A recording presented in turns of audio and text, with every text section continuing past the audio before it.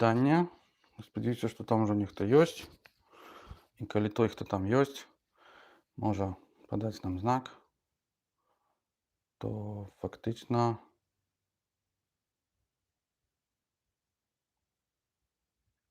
так, там нехта ёсць, але здаецца, на "Ютубе" пакуль яшчэ стрым не пачаўся. Так, калі нехта мяне чуе, то, калі ласка, напішыце, калі вы бачыце стрым, просьба пацвердзіць, што ў нас яшчэ 2 хвіліны да пачатку афіцыйнага.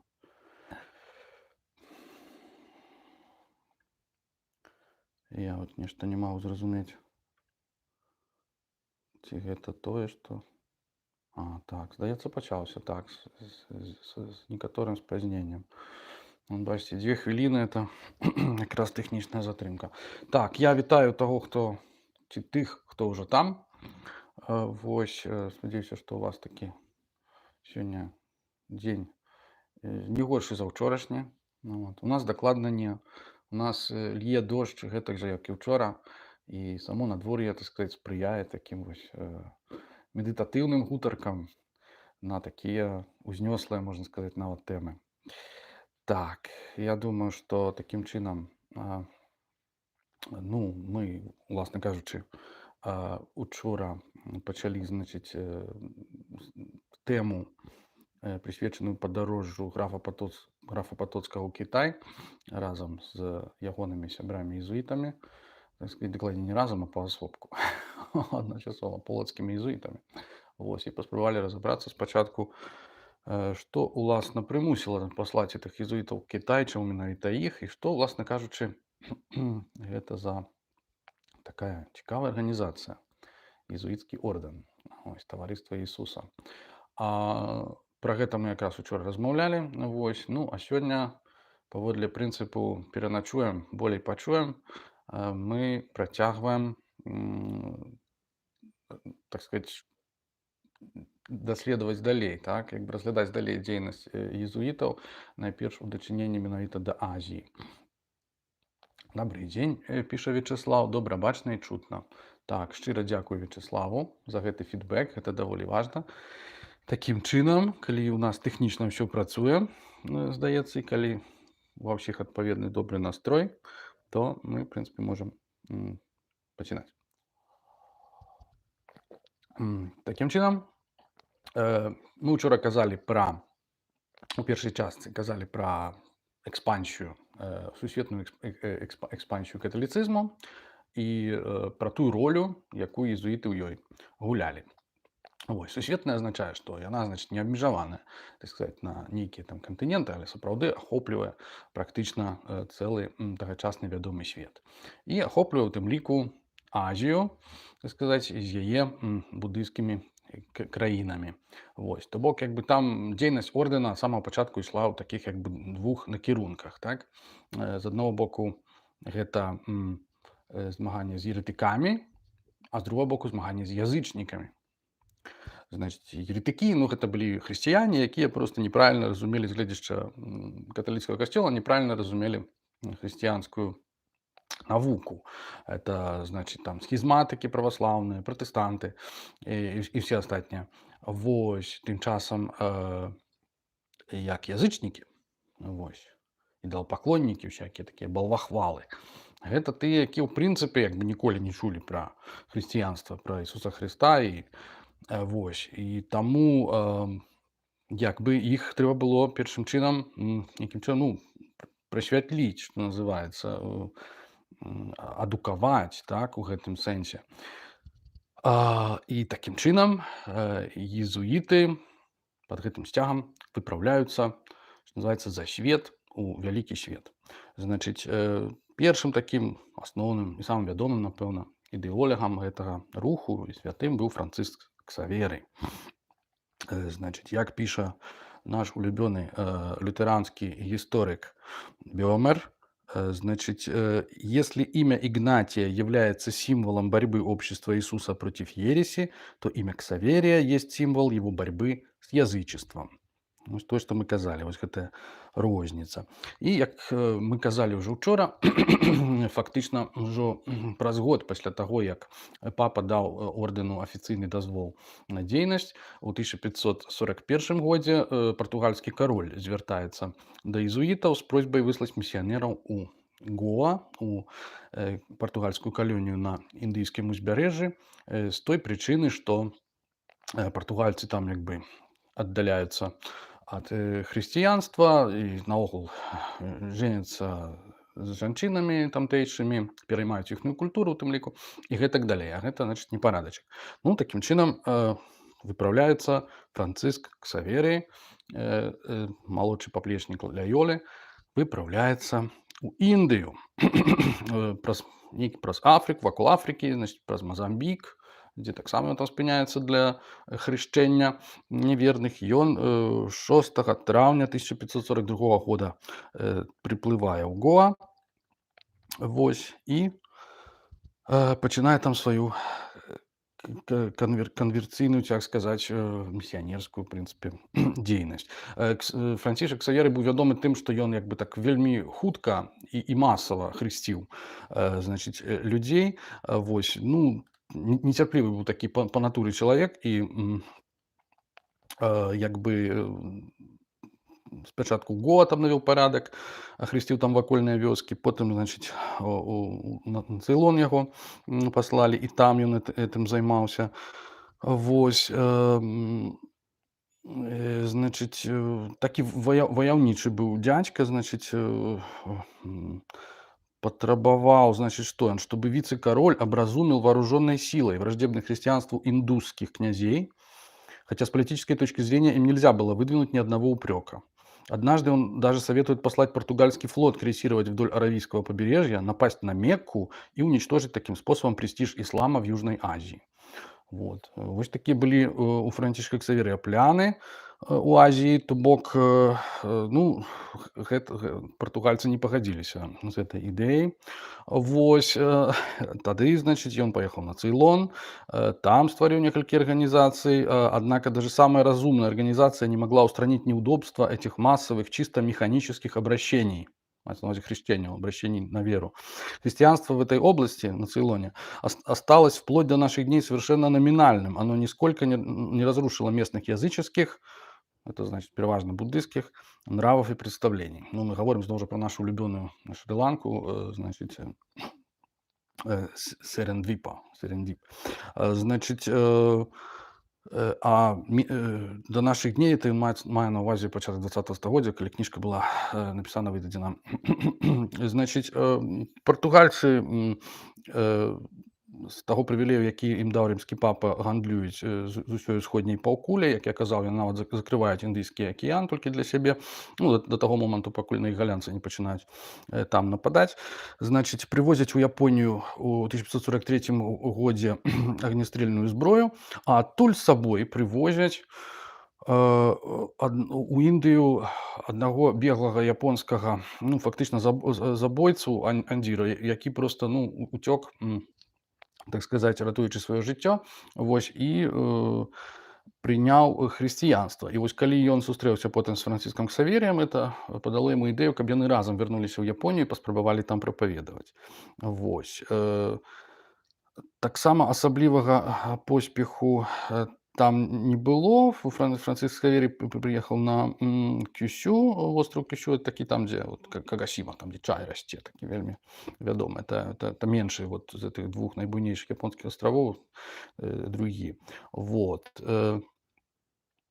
Але, як тут пишут, в конце 50-го года он был вынужден удалиться из Кагасимы вследствие враждебного отношения Бонз. Ось. Ось Бонза слово такое цікаве, оно праз французскую мову прыйшло, то бок это альбо бодзу, што азначае як бы галоўны монах у храме, альбо бонсо, што азначае, в прынцыпе, адваротнае, то бок вандроўны монах, які як бы не прыпісаны ні да якога храма, ну, на дадзены момант. Вось, то бок даволі цікава. Карацей, вынікаў асабліва гэта не дало, таму што, як бы, як мы бачым, буддыйскія святары не ўспрынялі гэтай ідэі.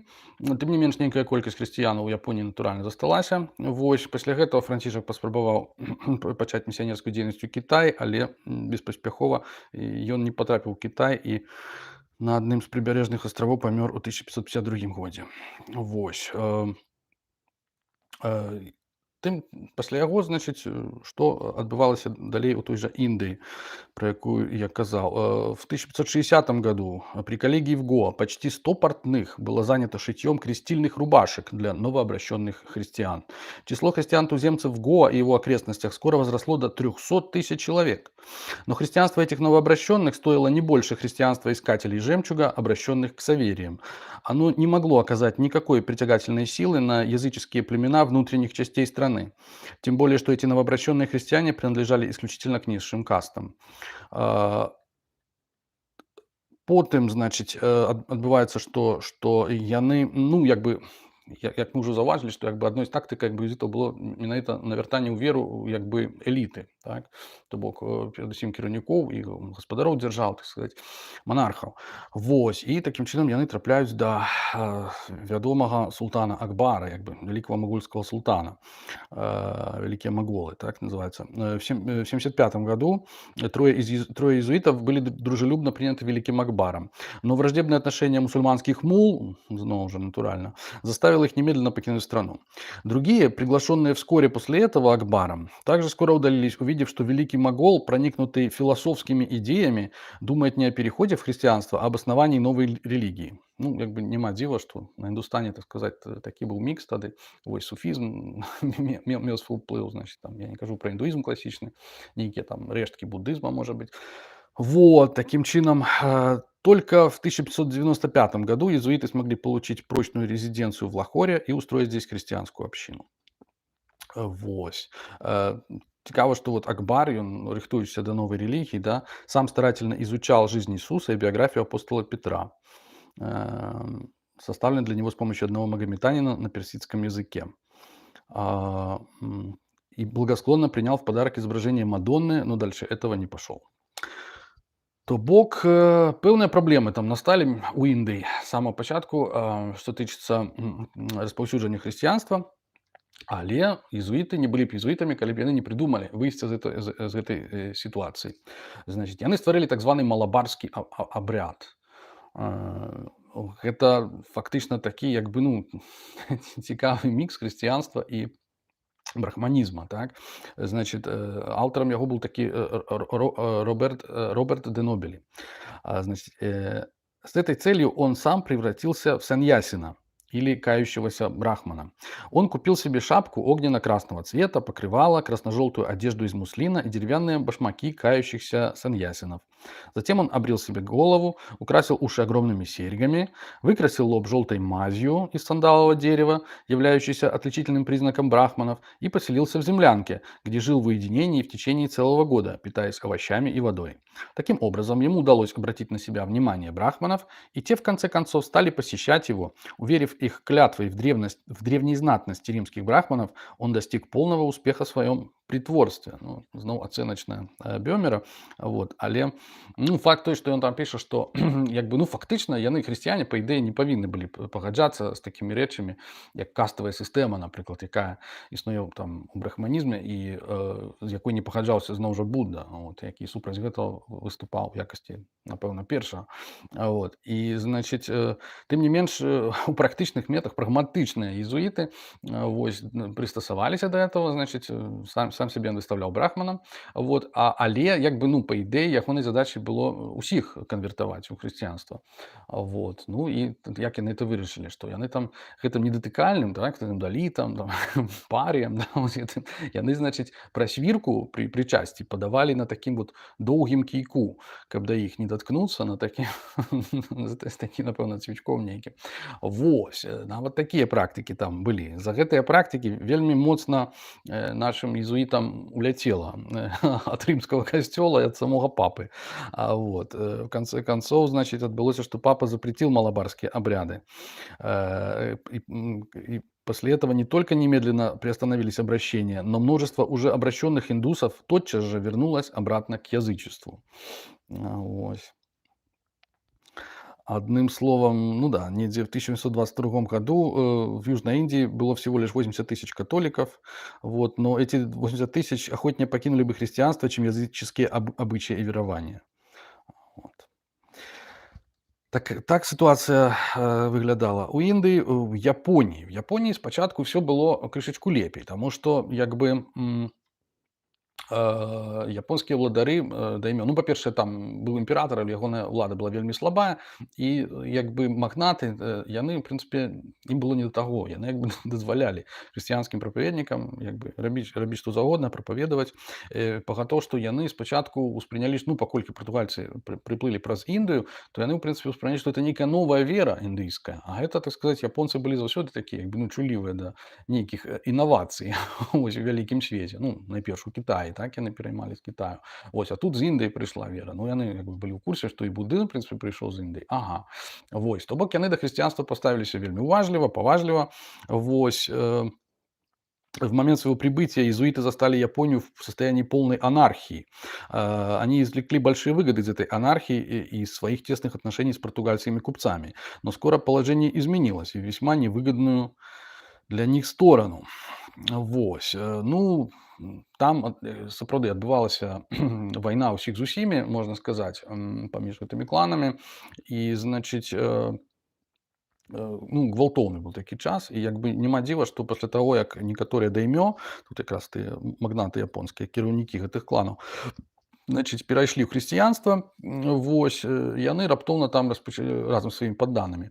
Яны раптоўна там распачалі вот такія рэчы, якія як бы былі ўласцівыя як бы хрысціянам, не толькі каталікам, усім, значыць, у Еўропе, да? То бок яны пачалі руйнаваць, напрыклад, шынтаісцкія храмы, буддыйскія храмы.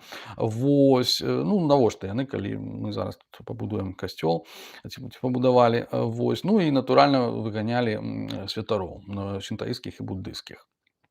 Вось. Што, в прынцыпе, урэшце, так сказаць, заўважылі. І, значыць, какая была ситуация? В 1587 году в Японии насчитывалось 240 церквей, 2 иезуитские коллегии, так, про их уже згадывали в этом списке, 30 миссионерских станций, 1 иезуитский пансион для молодых дворян, 119 отцов-миссионеров и 200 тысяч христиан-туземцев. Вау! Вот это, уявляете, это литерально вот за гэтыя 40, можно сказать, годов дзейнасці колькі, так сказать, наварацілі эти иезуиты вот, в Японии. Но в этом же самом 1587 году произошел переворот. Ось. Ну, переворот якого кшталту, што просто цэнтралізацыя ўлады пачала адбывацца ў Японіі, і прыйшоў да ўлады такі генерал Таятомі Хідэёсі, які калісьці з Одам Набунагам, так сказаць, пачынаў ваяваць. І гэты самы Таятомі, ён, дарэчы, быў паходжання з ніжэйшых слаёў, але дзякуючы свайму таленту проста вельмі так хутка стаў як бы галоўным сёгунам, так, галоўным воеводам. Значит, он легко позволил старому Бонзе Акуіну, не ведаю, не знайшоў, што за стары Бонза Акуін. Ёсць Хакуін, але ён пазнейшы пра 100 гадоў, тому Акуін не ведаю. Значит, Таятомі Хидэёси легко позволил старому Бонзе убедить себя в том, что иностранцы составили план передать Японию в руки португальцев. Ну, як бы яно часткова так як бы і выглядала, в прынцыпе. Ну, уявіце, як мы як бы рэагуем на тое, што вот як бы мы ж людзі, так сказаць, культурныя, касмапалітычныя, але калі раптоўна у нас з'яўляецца там вялікі поток мігрантаў нейкіх, да, якія прыносяць з сабой там сваю культуру, і я не ведаю, мы раптоўна пачынаем неяк нервова на это рэагаваць. То есть пры ўсёй сваёй адкрытасці, да, часам і ліберальнасці. Вось, і гэтыя настроі ў нашым грамадстве ўсё мацнеюць. Вот. Такім чынам, а там як бы сябры пад, сказаць, сцягам і лёзунгам вот этой вот вышэйшай, так сказаць, рэлігіі, вот этого ведання нейкага, вышэйшай праўды, вот яны проста прыехалі і яе, так сказаць, культывавалі там на новых тэрыторыях. І як бы тым людзям, якія дагэтуль лічылі, што яны валодаюць вышэйшай праўдай, натуральна, это не спадабалася. Вот. І, значить, да, вот эта вот тэорыя, што там яны зараз захопяць нашу краіну, ну, як бы само адчуванне, напэўна, тады ўжо узмацнілася ў Японіі, да? И вось под этим предлогом Хидэёси в 1587 году внезапно приказал вождю японских католиков Укандона отречься от христианской веры и велел иезуитам покинуть островную империю.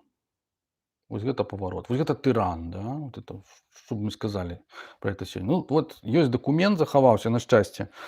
Значит, что написал гэты тыран 24 ліпеня 1587 года. Значит, Тоётоми Хидэёси, можно сказать, неадукаваны генерал, вот, сёгун, значит, ён выдал такі эдикт, які называется Батерен эдикт.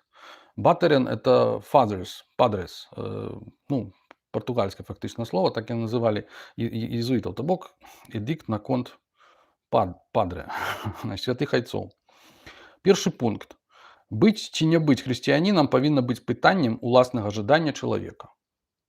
Вось такое.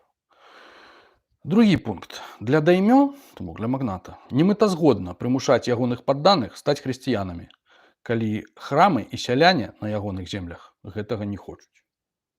Вось так вот. Ніякіх гвалтоўных, так сказаць, навяртанняў зверху, як это вельмі, так сказаць, любілі наши сябры-езуіты. Вот. Ну, потым там вырашаюцца праблемы яшчэ з іншымі сектамі, якія якраз тады распладзіліся, што называецца ў Японіі. Некаторыя з іх, дарэчы, буддыйскія секты былі вельмі прагрэсіўныя, трэба сказаць. І як бы іхная потом забарона і знішчэнне як бы у часе вось гэтай грамадзянскай вайны ў Японіі яно так вельмі, я б сказаў, ну, пашкодзіла развіццю як бы грамадства. Тым не менш, заканчивается зноў некалькімі пунктамі такімі. Значыць, нам няма клопату, калі чалавек статусу ніжэйшага за даймё стане хрысціянінам па ўласнай волі. Вось, то бок ён мае на ўвазе, што калі ты вялікі магнат, у цябе вялікая колькасць там зямлі, не ведаю, сялянаў і так далей, то ты павінен, і ён там піша перад гэтым адкрытым тэкстам, ты павінен спытаць майго дазволу на пераход у хрысціянства. Вось. А калі ў цябе ніжэйшы статус, і ты, як бы, умоўна кажучы, не адказваеш ні за што, ні за якую тэрыторыю там вялікую, то, в прынцыпе, рабі, што хочаш. Это пытанне, глядзі пункт першы, што называецца. Это пытанне твайго сумлення. Вось, значыць, наступны пункт. Неразумна прадаваць японцаў у Кітай за акіян і на карэйскую паўвыспу. Такім чынам, купля і продаж людзей у Японіі забараняецца. Вось табе і на, які прагрэсіўны тыран. То бок відавочна, што там нейкія падобныя практыкі адбываліся. Таму што, ну, мы ведаем, партугальцы як бы былі як бы піянерамі рабатарговлі, што называецца, гандлю рабамі, так? І яны як бы, ну, у Афрыцы перадусім. Вот, з мясцовымі там нейкімі чынам дамаўляліся і потым вывозілі рабоў у тую ж Бразілію, так сказаць. Іспанцы на іх паглядзелі, таксама, так сказаць, падтрымлівалі гэтую практыку. Адным з ідэолагаў, так сказаць, гандлю рабамі быў, як ні парадаксальна, Барталамэ де лас Касас, такі іспанскі такі манах каталіцкі, які, значыць, ну, ён казаў, што з індзейцамі трэба абыходзіцца па-людску, таму што это людзі. Вось, нельга прымушаць іх гвалтоўна працаваць. А вось чорных можна прымушаць, таму што яны там нейкія сыны там кагосьці, там нейкага ледзь не сатаны, адным словам. Пра гэтую як бы рысу ягонага вучэння крышку замоўчваецца, таму што падкрэсліваецца ягоны гуманізм у дачыненні да індзейцаў. Это, ў прынцыпе, правільна. Вот. Але факт той, што ён намякаў, так сказаць, на это. Вось, дык вось, а японскі сёгун взяў і забараніў вот эту практыку. Вось. І самае фантастычнае ў гэтым дакуменце для мяне наступнае, што апошні пункт. Гэтак жа купляць і прадаваць кароў і коней для таго, каб іх забіваць і есці, ёсць ганьбай. Вось так. То бок чамусьці туды і каровы улучшаныя ў гэты лік. Не проста коні, то бок, ладно, там коні каб не елі. Ну, там відавочна, грамадзянская вайна, коні патрэбныя, так сказаць, для этого. Але каровы таксама па індыйскай, так сказаць, да, модзе. Адным словам, вось такі прагрэсіўны па-свойму эдыкт, але, значыць, фактычна вынікам ягоным это было тое, што тыя даймё, якія адмовіліся паслухацца і адмовіцца ад хрысціянства, яны былі жорстка рэпрэсаваны. Вось такая штука неадназначная. Вось, значыць, яшчэ да гэтага эдыкту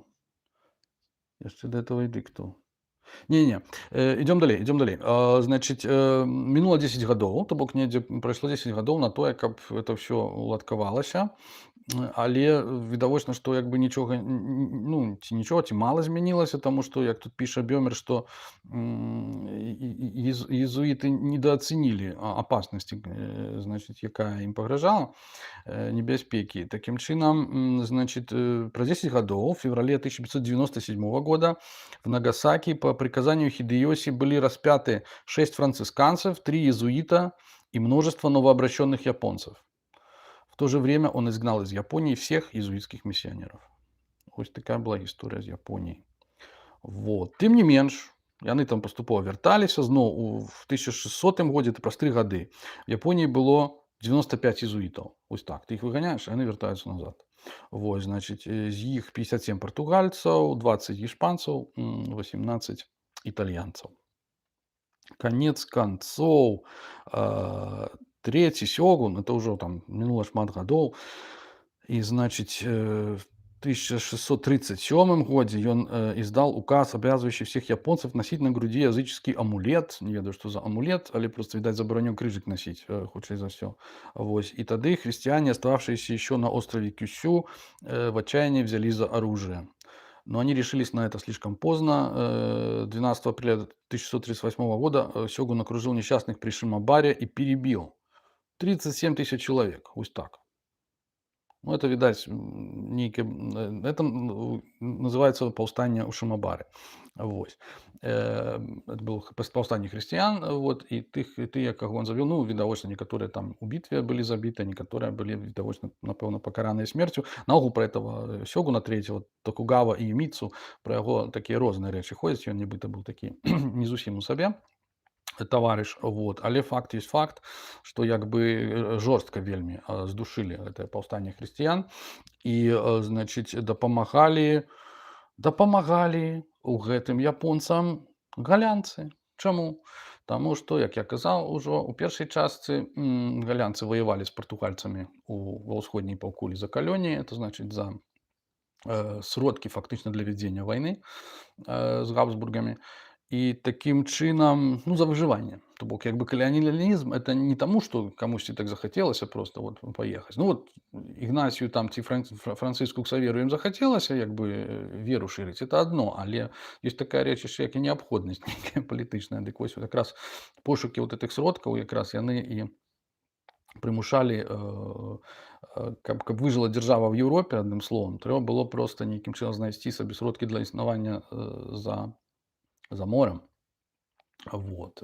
І менавіта там ішла барацьба за калоніі. Дык вось галянцы, якія былі якраз партугальцамі ў стане вайны, дапамагалі японцам у здушэнні гэтага паўстання, то бок фактычна у барацьбе супраць каталікоў, езуітаў. Вось. Гэта не значыць, што галянцы як бы навязалі нейкі пратэстантызм, потым не. Яны як бы прынялі, пагадзіліся на умовы японцаў, і фактычна там это называется дангаку перыяд, по-моему, у гісторыі Японіі, калі там фактычна да самого 19 стагоддзя, калі прыплылі амерыканцы там і прымусілі японцаў адкрыць краіну для гандлю, то фактычна вось на працягу ўсіх гэтых стагоддзяў быў такі штучны востраў каля Нагасакі, дзе галянцы, значыць, маглі жыць і куды яны прывозілі всякие такія навінкі, цікавосткі з Еўропы для японцаў. Японцы наведвалі гэты востраў, это быў для іх як знешні свет. Яны там пабывалі, паглядзелі, што новага там, дактароў там было шмат, яны дапамагалі і вярнуліся назад у Японію, працягвалі жыць сваім, так сказать, традыцыйным жыццём. Вось. І, так сказаць, ніякіх вам езуітаў. Ну, што мне тут самае цікавае ў гэтых всіх падзеях, это што вот это паралельнасць часавая, што просто фактычна ў Рэчы Паспалітай адбываецца нешта вельмі падобнае. Улучна нават з паўстаннямі, якія, так сказаць, адбываюцца у той же Беларусі. Я ўжо не кажу там пра паўстанне казакоў, не ведаю, там Наливайкі і Хмельніцкага ў 1648 годзе.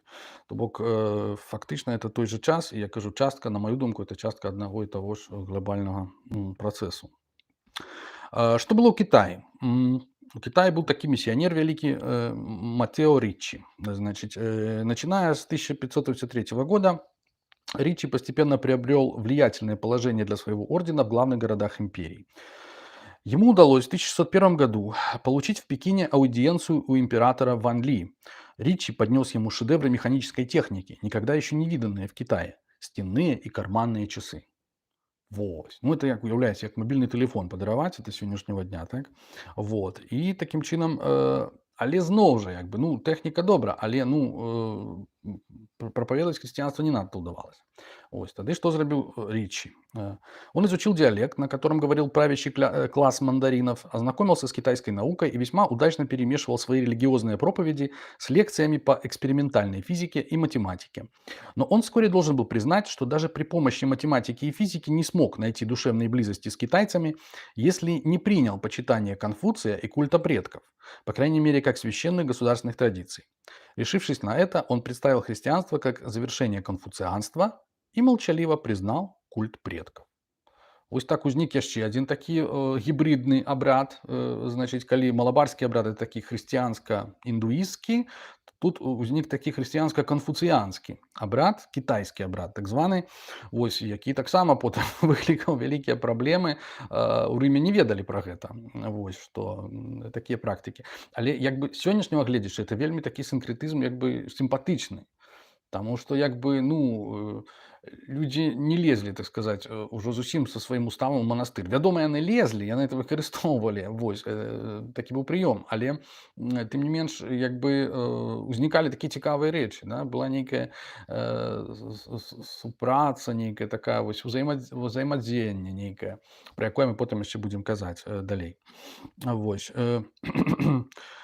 Таким чином, в 1617 году насчитывалось уже 13 тысяч обращенных. Ну, в принципе, неблага, да, для початку. Меньше, чем в Японии, але тым не менш. Вось. Але раптам нешта памянялася, імператор перадумаў і зноў жа взял и выгнал. Значит, жившие в Нанкине и Пекине отцы были заключены в деревянные клетки и отправлены к португальцам в Макао. Ну, гучыць это, конечно, трагічна, як бы вельмі грозна, але насамрэч, значит, з 12 тагачасных місіянераў у Кітаі 4 выслалі ў Макао. Вось, езуітаў, так, а 8, што засталіся, сышлі неяк з публічнага жыцця, просто перасталі, так сказаць, перасталі прапагандаваць, так сказаць, сваю веру. Таму вось так вот, значыць, тым не менш недзе як бы ну нейкае там суіснаванне існавала, таму што як бы тут же Кітай, да, нейкі модус вівенді быў знойдзены, таму што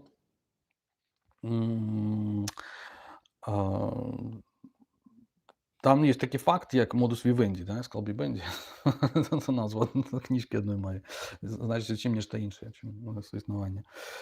Так, значыць, быў такі момант, як палеміка паміж будыстамі і хрысціянамі. Вось. Артыкул рэкамендую, які называецца Intellectual Interactions between Christians and Chan Buddhists in 17th century China, да? Encountering the Jesuits. Вось, ну, то бок, як бы, спачатку яны як бы асабліва ў спрэчкі не ўлазілі, там было такое, што узаемна яны спрабавалі адзін аднаго пераканаць, там, вось, дасылалі адзін аднаму нейкія лісты, там кніжкі, всё такое, а адказам было маўчанне, ну, такое канфуцыянскае, буддысцкае, не ведаю, і хрысціянскае, то бок з усіх бакоў яны як бы.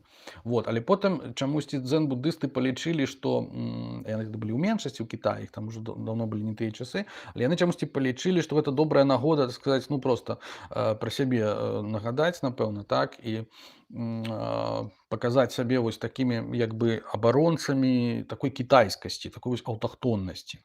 Вось. І яны пачалі, так сказаць, пісьмовую палеміку з езуітамі, напісалі некалькі памфлетаў супраць іх. Вось. І яны сфармавалі, значыць, ну, ад дзен-будыстаў этого ніхто не чакаў, таму што, ну, лічыцца, што яны ўмеюць толькі медытаваць. Вот. А ў астатнім яны наогул там словамі пагарджаюць, там сутраў не чытаюць, там, і гэтак далей. Аказалася, што ўсё не так, это былі вельмі адукаваныя майстры. Вот. І, значыць, яны сфармавалі такі поем такой артадоксіі кітайскай, менавіта кітайскага мыслення, кітайскага нацыянальную кітайскую філасофію, можна сказаць, то, што у нас сёння любяць часам заняцца гэтым, так? Вось. І уключылі туды, апрача буддызму, уключылі туды канфуцыянства і даосізм. Вось. І, значыць, 3 памфлеты выйшлі, і як бы яны былі даволі папулярныя сярод мандарынаў, так сказаць, і як бы пасля іх ужо як бы, ну, ніхто як бы хрысціянства у Кітаі прынамсі як бы сур'ёзна асабліва не ўспрымаў. Але ну маецца на ўвазе менавіта рэлігійны бок, але як там было напісана, яны змешвалі як бы сваю тэалогію з натуральнымі навукамі. А вось гэта наадварот, там быў вялікі попыт на гэта, так? Значыць, отец Иоанн Адам Шаль, такі, да, у першай палове 17 стагоддзя, родом из Кёльна, приобрел своими написанными на китайском языке сочинениями по математике и астрономии такую известность, что был в 1644 году назначен председателем математического трибунала в Пекине. Вось. То бок у іх там былі нейкія праблемы з календаром, наогул з уяўленнямі пра свет, а тут як бы езуіты валодалі, так сказаць, самым новым, так сказаць, в гэтым сэнсе веданнем, ноу-хау, да? Вось. І яны адразу як бы кітайцы гэтым як бы і скарысталіся. Значыць, после того, как отец вербіст, французский иезуит, исправил календарь, пришедший в полное расстройство вследствие невежества придворных астрономов, император велел передать в трибунал математиков на вечные времена введение иезуитов, пишет Бёмер. Вось. Гэта з аднаго боку. То бок яны іх там трымаюць менавіта як адмыслоўцаў у галіне, так сказаць, навукі, дакладных навук, але таксама, што цікава, мастацтва. Вось. Ім вельмі падабалася манера еўрапейскае малявання, вось, і яны, так сказаць, запрашалі езуітаў менавіта, каб яны там у гэтай манеры там пісалі нейкія партрэты. Вось. Ці прынамсі вучылі мастакоў кітайскіх, як працаваць там з перспектывай, там, вось гэтыя рэчы. Вось. Ну, это таксама можна зразумець, як бы відавочна, да? Але што тычыцца вот самога хрысціянскага вучэння, то стаўленне было нейкае падобнае. Значыць, цытую вот паводле згаданага артыкулу. Захаваўся запіс дыялогу імператара Шунджы, першага імператара дынастыі Цын, з прыдворным мандарынам, мучэнем. Той сказаў, што ў апошнія гады эры Чонджэнь, это значыць якраз на пачатку 17 стагоддзя, Гуандон і Фудзянь былі літаральна затопленыя хрысціянскім вучэннем, прапаведнікамі, так, вельмі шмат іх там было. І што тады ён акурат чытаў кнігу Матэо Річчі «Праўдзівае вучэнне гаспадара неба». Вось. Это кніга, напісаная Річчі, якую яны спецыяльна пераклалі на кітайскую для того, каб патлумачыць асновы хрысціянства. Шунджы, імператор, сказаў, што аднойчы Адам Шаль, это той самы немец, который кніжкі выдаваў па астраноміі, таксама падараваў яму падобную кнігу. Вось. І вось яны, значыць, абмяркоўваюць свае погляды на хрысціянскае вучэнне. І вось што кажа імператор. Ува ўсёй паднябеснай, за ўсю гісторыю з даўніх вякоў да цяперашняга часу не было настолькі абсурднага і фальшывага вучэння, якое магло б пераўзысці гэтую кнігу. Якім чынам гэтая шалёная кніга прыцягнула столькі паслядоўнікаў? Гэта не паддаецца ўразуменню. Ну, то бок, як бы, відавочная такая крышачку параза, як бы, намаганняў езуіту, так сказаць, тагачасных намаганняў прывіць хрысціянства, там, ну, прышчапіць. Сёння ў Кітаі хапае хрысціян, так сказаць, як і ва ўсёй Азіі, так? Але тады гэта было не так проста. Вось. І як бы фактычна тое самае, што як бы гэтыя кітайцы думалі пра езуітаў, то тое самае, в прынцыпе, і езуіты думалі пра кітайцаў. Таму што калі мы возьмем іхныя, яны як бы, будучы там, яны вывучалі, так сказаць, мясцовую культуру, напісалі цэлы шэраг кніг, вот, якія апісваюць звычаі, там, гісторыю, мову, все што заўгодна. То бок это вельмі важная частка працы, азнаямлення Еўропы з азіяцкай, в прынцыпе, культурай з усёй, так? То вось, як бы, што тычыцца філасофіі тамтэйшай і, значыць, і рэлігійных нейкіх рэчаў, яны, як бы, ну, былі абсалютна не ўспрымалі іх, як бы, так? Былі да іх даволі такія глухаватыя, можна сказаць. Вот. Значыць, ну, это відаць па, не ведаю, кніга, напрыклад, Чіна ілюстрата, да? Значыць, это саме напісаў Атанасіус Кірхер, такі быў вядомы там полемат, такі езуіцкі, вельмі адукаваны чалавек свайго часу. Кніга выйшла ў 1667 годзе. Вось, ну, ён там проста піша. Это будызм, это нейкая смешная рэлігія. Вось. Кітай 3 рэлігіі, значыць, канфуцыянства, будызм, даасізм, значыць, будызм это нейкая смехата наогул, проста ён наогул лічыў, што будызм, усе вот гэтыя ідалы, яны паходзяць з Егіпта. Вось. А ён сам быў егіптолагам, так, і вот што самае цікавае, што вот ён вывучаў там егіпецкія все эти іерогліфы, вось, значыць, міталогію, вот. І тут это перасяленне душ, ну всё ясна. Адным словам, ён это прыраўняў там проста адразу аўтаматычна, што это всё паходзіць з Егіпта, відавочна.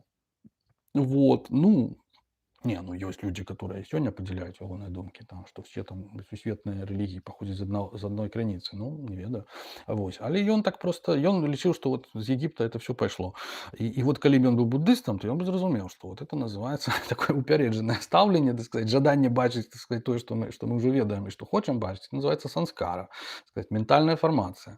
То бок ён не мог пазбавіцца вот этого свайго чакання падсвядомага, да, што распазнаць у чымсьці невядомым штосьці ўжо вядомае. Это просто ўласцівасць нашай псіхікі, якую мы просто штодня за сабой заўважаем, так і жывём. Вось так і здарылася і з Кірхерам, так, значыць, ён это все называе як бы балвахвалствам, так, idolatry, і фактычна параўноўвае, так сказаць, китайское, японское и татарское. Значит, три кшталты, значит, этого буддизма атрымліваецца. Ну, все это. Так, ён адным з першым згадвае фактычна дзен. Вось. На латыні это напісана як ксэнксус. Ну, паколькі ён быў Кітай, это чань, так? Но ён піша ксэнксус. Значит, хто такія дзен-буддысты? Это тыя, што вядуць эпікурэйскае жыццё і не вераць у будучае пакаранне за злыя ўчынкі ці ўзнагароду за добрыя. Вось.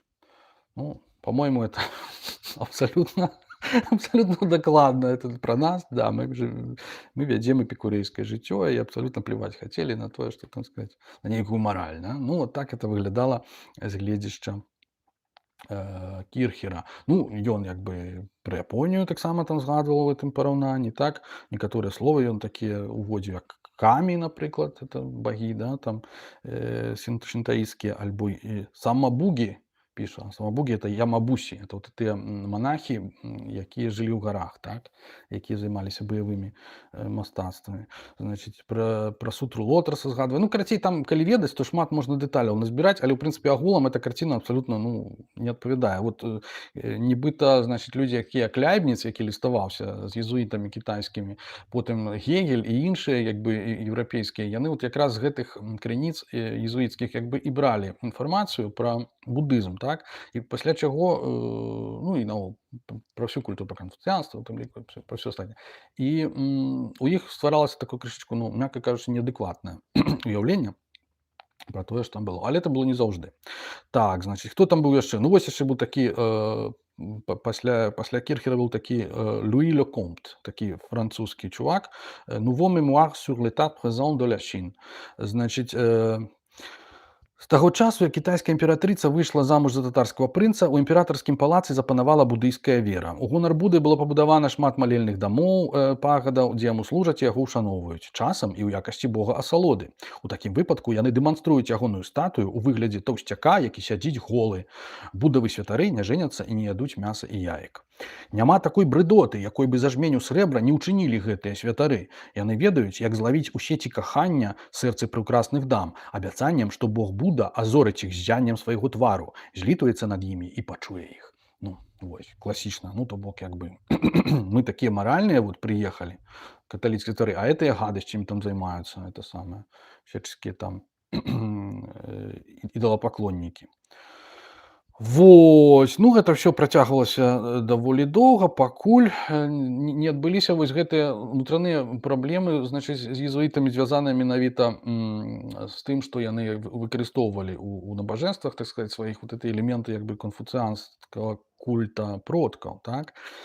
Значит, в это время в Китае явились в качестве миссионеров члены других религиозных орденов и ученики новой парижской миссионерской семинарии, в основном капуцины, так это были. К великому своему удивлению и возмущению они увидели, что обращенные иезуитами китайцы приносят жертвы Конфуцию и предкам. Вот. В китайской миссии вспыхнула сильнейшая внутренняя борьба. Вот. Адным словам, у 1705 годзе папа забараніў гэтыя практыкі, так званы кітайскі абряд. Вось. Пасля чаго імператар сказал: ну, а як жа я буду без езуітаў і без сваіх астраномаў, там, матэматыкаў, там, мастакоў і так далей. А не пашлі б вы, так сказаць, все астатнія вон з маёй імперыі.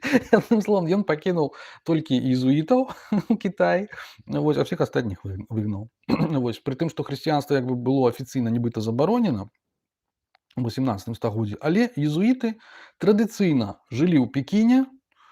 Вось. І якраз былі у кітайскага імператара дарадцамі па матэматыцы, астраноміі і выяўленчым мастацтве, вывучалі Кітай, так сказаць, падтрымлівалі нейкія дыпламатычныя стасункі там, калі трэба, то бок як бы дзейнічалі ўсё як трэба. Вось. Да гэтага мы моманту яшчэ вернемся, таму што гэта ўжо перагукаецца з нашым падарожжам. Гэта дае адказ на пытанне, чаму гэты айцец Грубер, гэта тагачасны генерал езуіцкага ордэна, выбраў з полацкіх езуітаў менавіта 2 матэматыкаў і 1 мастака для таго, каб паслаць у Кітай. Так? Матэматыкі былі паляк і італьянец, і мастак быў немец, разьбяр. Вось. Менавіта таму, што гэта былі якраз запатрабаваныя ў Кітаі функцыі, якія там езуіты традыцыйна ўжо некалькі стагоддзяў, можна сказаць, на той момант выконвалі. Вось. І быў на іх вялікі запыт, быў большы шанс, што яны туды змогуць трапіць. Тым больш, што там, як ён кажа, што ўжо тыя, што былі дагэтуль раней, былі ў старым веку. Вось, езуіты. То бок надышоў час гэты вось кансіліум гэтых астраномаў, так сказаць, памяняць склад. Вось такая гісторыя. Але да гэтага мы вернемся, калі пачнём зноў пра Патоцкага. Значыць, што было тым часам у Тыбеце? У Тыбеце езуіты з'яўляюцца ў 1624 годзе. Антоніу де Андраде, партугалец такі, значыць, засноўвае там місію, значыць, адзін з уладароў, так сказаць, свецкіх у Тыбеце сам, значыць, закладае камень першага касцёла, адбываецца 12 красавіка 1626 года. Вось, касцёл Панны Марыі ў Тыбеце, ну, не захаваўся, значыць, чаму? Таму што якраз у той момант зноў жа анархія, такія вайсковыя сутыкненні, значыць, барацьба за ўладу, якая канец канцоў заканчваецца тым, што туды прыходзяць ужо згаданыя намі ў першай частцы айраты. Адно з 4 айрацкіх племёнаў, айраты — это частка манголаў, вось, хошуты, якія сказаць, захопліваюць фактычна Тыбет і падтрымліваюць школу Гелугпа. Так, это школа, да якой належыць наш Далай-лама. І фактычна яны потым перадалі свецкую ўладу Далай-ламе пасля таго, як спачатку там усталявалі сваё ханства. Значыць, адным словам, было не зусім да езуітаў, значыць, занепадае місія даволі хутка, і на працягу вось наступных, я не ведаю, 70-80 гадоў ніхто там у Тыбеце, значыць, пра хрысціянства асабліва не чуе. Вось. Хаця паралельна ў той час вось разам з першым гэтым Андраде пранікаюць езуіты ў Бутан, значыць, таксама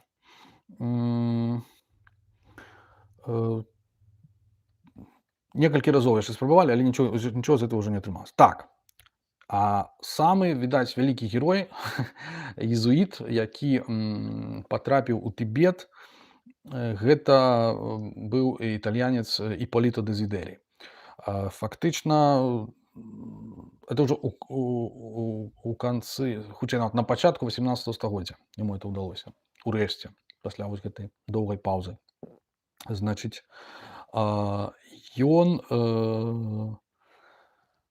туды патрапіў праз Індыю, фактычна вельмі доўга туды дабіраўся, не ведаю, там некалькі гадоў такое адчуванне.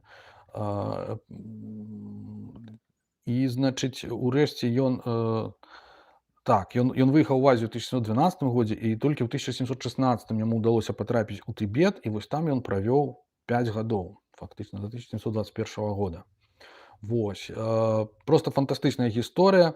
Значыць, ён адразу зразумеў, што ён там нічога не зразумее, калі не навучыцца мове мясцовай, і пачаў вучыць тыбецкую. За паўгода вывучыў яе там. Вось, пасля чаго ён што робіць? Уступае ў кляштар. Значыць, і там на працягу вось гэтых гадоў, што яму застаюцца, ён вывучае, ну, а кляштары фактычна як універсітэты дзейнічалі і дзейнічаюць да сённяшняго дня у тыбецкім будызме. І ён там вывучае ўсе вось гэтыя прамудрасці махаянскія, так, значыць, якія у свой час тыбетцы перанялі з Індыі. То бок, значыць, там метафізіку, значыць, логіку сярод іншага, і все вось гэтыя рэчы, якія там традыцыйна манахам выкладаюцца. Значыць, ён нават перакладае з тыбецкай мовы адну з такіх асноўных кніг тыбецкага будызму. Это «Стадыі шляху да прасвятлення» Лам Рімчен Мо, напісаную Цонкапам. Это фактычна заснавальнік школы Гелугпа. Так, як бы жыў у 14-м, пачатку 15-го стагоддзя. То бок, як бы і сам нават, да, на працягу гэтага ўсяго, і сам Дэзідэрі спрабуе значыць, пісаць па-тыбецку нейкія трактаты такія з мэтай, так сказаць, наблізіць ім хрысціянства. Ну, фактычна, як бы, зноў жа, такія празелітыйскія, да, кнігі, то бок, спробе іх пераканаць, што хрысціянства. То бок ён не пакінуў ні ў якім разе хрысціянскай веры, вось, але занурыўся ў вывучэнне будызму. Фактычна, ну, як, можа быць, самы першы нават еўрапеец, калі так падумаць. Вот, і, значыць, ён вельмі, значыць, дакладна вызначае некаторыя рэчы. Значыць, яны не проста не прызнаюць, яны абсалютна адмаўляюць існаванне творцы сусвету або найвышэйшага пана гаспадара ўсіх рэчаў. У гэтым іх можна азначыць за атэістаў. То есть вот дагэтуль ніколі так пра будыстаў не пісалі. Усе там ідалапаклоннікі, там яшчэ хтосьці, то бок язычнікі, адным словам. Але тое, што гэта вельмі спецыфічная такая філасофія, якая, як бы, ставіцца да некаторых, ну, абсалютна такіх аксіёмаў, да, з нашага гледзяшча рэлігійных, вельмі так адметна па-свойму, вось гэта ніхто, як бы, да яго, да Дэзідэры не заўважаў. Вось. І для яго гэта абсалютна неўцямная рэч. Як нехта можа, так сказаць, адмаўляць там існаванне творцы сусвету, да, як ён піша. Вось. Ну, это, можа быць, не зусім так насамрэч, як бы, ну, але да такой высновы ён прыйшоў. Вось. І адначасова, як бы, вызнаваць нейкую мараль. Да? Ну, таму што, як бы, ну, з нашага гледзяшча там заходняга, ну, що там, Бога нет, значыць, усё дазволена. Не помню, хто сказал, Дастаевскі, напэўна, да? Вот, значыць, а тут, значыць, ён піша: правілы ўказанні, прадпісаныя волі, не толькі поўныя ненавісці да граху і скіраваныя супраць жарсцяў, але, што найбольш вартыя ўвагі, вядуць чалавека да ўзвышанай і гераічнай дасканаласці. Нават гераічнай, там ужывае. То бок, відавочна, з якой пашанай ён ставіцца да будызма. Значыць, але пры гэтым яму это абсалютна, як бы, ну, незразумела. Як это зразумець, вось такое, значыць, дзіўнае вучэнне. Вось. І, значыць, ён апісвае, што тым не менш ён, як бы, ён это ўспрыняў як вось задачу, так сказаць, ад Бога, да, што это ягоная місія это зрабіць. І вось ён, так сказаць, не здаваўся. Ён увесь час, значыць, працягваў выконваць этую працу, чытаць, думаць, пакуль урэшце ў гэтых хмарах, это ён так піша, я проста перакладаю па-хуткаму, ён убачыў, значыць, праменьчык святла, так? І тады мая надзея, як бы, памацнела. І ўрэшце я выйшаў, так сказаць, на сонечнае святло, так? Я чытаў, перачытваў і вучыўся, пакуль, дзякуючы Богу, не зразумеў. І не толькі не зразумеў, але яшчэ і цалкам, як бы, дасканала авалодаў, слава Богу на нябёсах, усімі вось гэтымі авалодаў, значыць, такімі субтыльнымі, так, вельмі такімі няпростымі прадметамі, так, вось гэтымі рэчамі, як бы, ці ідэямі, скажам так, да, якія ўласцівыя, значыць, гэтым будыстам, так, якія мне было абсалютна неабходна і вельмі важна для мяне ведаць. То бок ён рэальна паставіў гэта як сваю задачу асабістую. Вот. І значыць ён зразумеў, в прынцыпе правільна зразумеў, можна сказаць, філазофію Мад'ямікі, значыць, школы і Мад'ямакі і Нагарджуны, так, это адна са школ, якая ў Тыбеце, што вот ён піша, што галоўная найвялікшая памылка тыбецкай рэлігіі – это іхнае адмаўленне таго, што існуе нейкая беспрычынная самадастатковая бытнасць і што існуе нейкая першапрычына ўсіх рэчаў. Вось. Я тут не ведаў, як перакласці гэтае слова being, яно так часта сустракаецца і, значыць, відаць, з дапамогай чэшскага bytost, вось, што, в прынцыпе, азначае істота, то як бы я падумаў, што трэба выкарыстаць слова бытнасць. Потым паглядзеў, аказваецца, яно сапраўды існуе, і яно нават лічыцца ў нейкіх там расійскіх слоўніках і лічыцца паланізмам. Ну, чаму? Таму што яно ў старабеларускай мове выкарыстоўвалася, так? Зноў жа прыйшло, відаць, з чэшскай. Зізаній выкарыстоўваў, Памба Бярында выкарыстоўваў гэтае слова. Бытнасць, бытие или житие бытнасці существа. Вось. Адным словам, прапаную у якасці, так сказаць, аднаго з варыянтаў перакладу слова being, слова бытнасць. Я думаю, што гэта нічога, так сказаць, не нашкодзіць нічому. Вось. Такім чынам, Дезідэрый. Это быў проста, ну, значная вельмі асоба.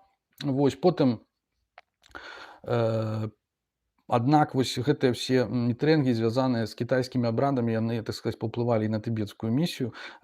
Папа прыняў рашэнне, што проста перадасць, значыць, місіянерскую працу ў гэтых краінах, перадасць капуцынам, вось, а іезуіты, так сказаць, павінны сысці. А Дезідэрый вельмі, такім чынам ён пакінуў Тыбет, нейкі час ён быў у Пандычэры, у Індыі і чакаў, так сказаць, пакуль яму дазволяць вярнуцца ў Тыбет. Але так яму не дазволілі, і ён, так сказаць, вярнуўся у Еўропу, вось, праз Італію, Францыю, там крышку падарожнічаў, вось, і фактычна там ўжо памёр, так сказаць, так і не вярнуўшыся ў Тыбет. І кнігу ягоную, ну, ягоныя нататкі, значыць, пра Тыбет, абсалютна самае грунтоўнае, што на той момант існавала, яны былі ў рукапісе. То бок, як бы, відавочна, была ідэя гэта выдаць кнігай, але проста, ну, напэўна, не прайшла цэнзура, таму што, пабачыўшы, так сказаць, што там всё напісана і што там адбываецца, вырашылі, ну, што там, навошта там нейкі атэізм, да, распаўсюджваць. Адным словам, напэўна, я не ведаю. Вось. Можа быць, іншыя былі прычыны. У кожным разе кніга эта выйшла толькі на пачатку 20-го стагоддзя, вось, але у некалькі існуе некалькі рукапісных яе варыянтаў, якія ў розных, так сказаць, езуіцкіх кляштарах, так сказаць, установах захоўваліся. Таму, так сказаць, нехта пра гэта ўсё ведаў. Пра гэта мы яшчэ, так сказаць, пагаворым. Фактычна, адным з вынікаў вось гэтых місій, так, езуіцкіх, у прыватнасці місій Дезідэры, гэта прынамсі, еўрапейскай філасофіі, ну, так лічыцца, такая фактычна ўжо легенда. Гэта, значыць, уплыў нібыта будызму на Дэвіда Х'юма, шатландскага філосафа, так, які вось в 1737 годзе, будучы ў французскім мястэчку Ля Флэш, дзе знаходзілася акурат езуіцкая акадэмія, напісаў, значыць, A Treatise of Human Nature. Вось. І там, так сказаць, ягоная тэорыя каўзальнасці, вось, прычыны і следства, так, яна вельмі нагадвае адпаведныя тэорыі Нагарджуны і наогул, так сказаць, будызма як такога. І вось, значыць, там філосафы ўжо пра гэта даўно заўважылі і, значыць, і даўно паставілі сабе пытанне, дык ці быў нейкі ўплыў будызму, так сказаць, на Х'юма, ці не быў. Вот. Ну і вось не так даўно выйшаў артыкул Элісон Гопнік, вось амерыканкі у часопісе Hume Studies. Вось уяўляеце, у Хьюма ёсць уласны такі часопіс. Вось 35 нумар, значит, у 2009 годзе быў надрукаваны артыкул, значит, які так і называецца Could David Hume have known about Buddhism? Ці мог ён ведаць нешта пра буддызм?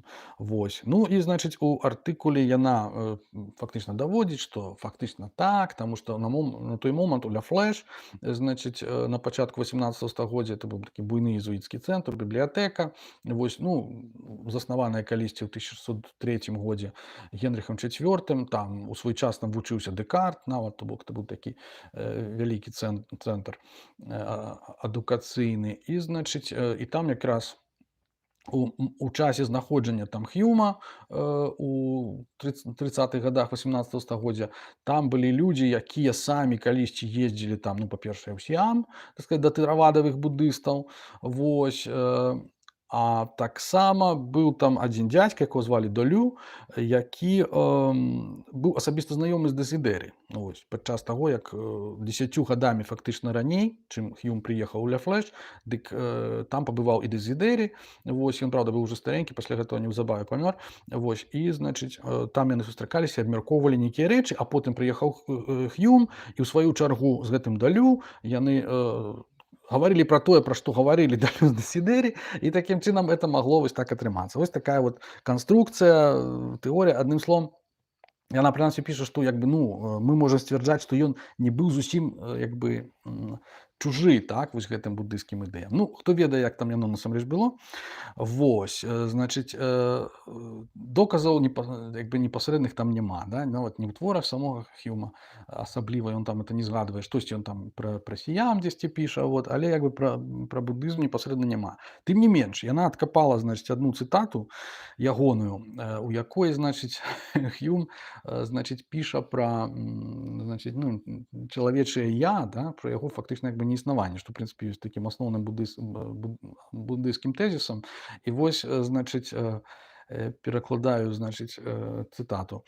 Я магу наважыцца сцвярджаць пра рэшту чалавецтва, піша Хьюм, да, што яны ёсць нічым іншым за сукупнасць ці спалучэнне розных успрыняццяў, якія следуюць адно за адным з неймавернай хуткасцю і знаходзяцца ў несупынным цячэнні і руху. То бок чалавек, в прынцыпе, ну, ён так і пры сябе там кажа, што это самае, магу наважыцца сцвярджаць, то бок не надта пэўны, да? I may venture to affirm of the rest of mankind that they are nothing but a bundle or collection of different perceptions, which succeed each other with an inconceivable rapidity and are in perpetual flux and movement. Вось. І, значыць, гэта насамрэч, калі, ну, это фактычна адзіны такі, ну, меней болей сур'ёзны доказ таго, што ўсё-такі ён з буддызмам нейкім чынам знаёмы быў, таму што, ў прынцыпе, гэта вучэнне школы йогачара пра, так сказаць, пра Алая Виджняна. Алая Виджняна — это такая вот свядомасць скарбонка, да, у перакладзе, там, дзе вот адкладаюцца нашы нейкія досведы, да, вот, жыццёвыя, там, успрыняцці нейкіх і так далей, памяць фактычна, да. Вось, значыць, і там вялася вот такая спрэчка, існуе гэтая Алая Виджняна ці не існуе, вось, у школе йогачара. І ўрэшце яны прыйшлі да таго, што яна як бы існуе і не існуе, да, што Алая Виджняна — гэта вечна зменлівая плынь. Это я цытую па кнізе «Магаянавы буддызм», значит, Пола Уильямса. Вось, і, значыць, што яна сапраўды як бы плынь уражанняў, да, вот тое самае, якраз, што піша Хьюм, сукупнасць спалучэння розных успрыняццяў, якія следуюць адно за адным з неймавернай хуткасцю і знаходзяцца ў несупынным цячэнні і руху. То бок, як бы, вот гэтая хуткасць яшчэ, это таксама яна адсылае да буддызма, да вось гэтых вот імгненных кшанаў, да, момантаў быцця. Вось, то бок, вось гэты пасаж, ён такі абсалютна вот набіты вось гэтай буддыйскай філасофіяй, прычым такой, ну, не павярхоўнай, а вот вельмі такой, якую, ну, не мог яе ведаць той, хто, скажем так, з ёю як бы не сутыкаўся хоць нейкім чынам. Ну, это маё меркаванне. Вось, то бок гэта як бы выдае. І нават эта Элісан Гопнік, яна піша, што гэтая тэза стаіць асобна ў Хьюмавым вучэнні і не з'яўляецца арганічнай часткай яго філасофскай сістэмы. То бок яна нейкая вот, таму ён там і піша, што I may venture to affirm, што я магу дапусціць, як бы, да, наважыцца сцвярджаць, да, то бок як бы, што, то бок ён 100% не падпісваецца пад гэтым, вось, але як бы ведае, што такая ўява, такое паняцце як бы свядомасці асобы, да, я суб'екта, можна сказаць, што яна існуе недзе у кагосьці. Вот. Вось гэтае кагосьці паводле Элісон Гопнік это якраз з будызма ўзятае. Вось такая цікавая гісторыя пра філазофію. Ну, апрача, так сказаць, гэтых такіх рэчаў, то вядома, значыць, што далі нам езуіты, як у тым фільме пра жыццё Брайана, што нам далі рымляне, апрача, так сказаць, там віна, дарог, так сказаць, і гэтак далей. Значыць, сапраўды, так сказаць, езуіты прывезлі, я не ведаю, чай прывезлі, да, вот, напрыклад, там партугальскія езуіты прывезлі чай, а пасля таго, як партугальская, значыць, прынцэса Катарына де Браганса, яна стала жонкай Чарльза II, брытанскага караля. Вось у 17 стагоддзі 662-685 гады, значыць, у Брытаніі распаўсюдзілася звычка, мода, так сказать, піць чай. Так? Вось, ад яе пайшла.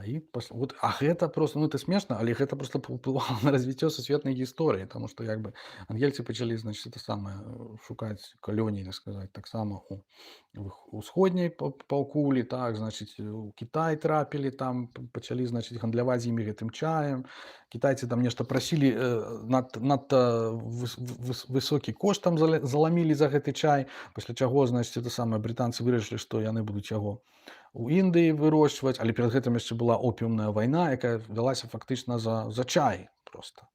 Вось, дайце нам доступ да чая, мы вам за гэта дамо опіум. Кітайцы: не, нам не трэба опіум, у нас і так ужо там паўкраіны, так сказаць, ну это каланізатары фактычна ўвялі гэтую моду, да.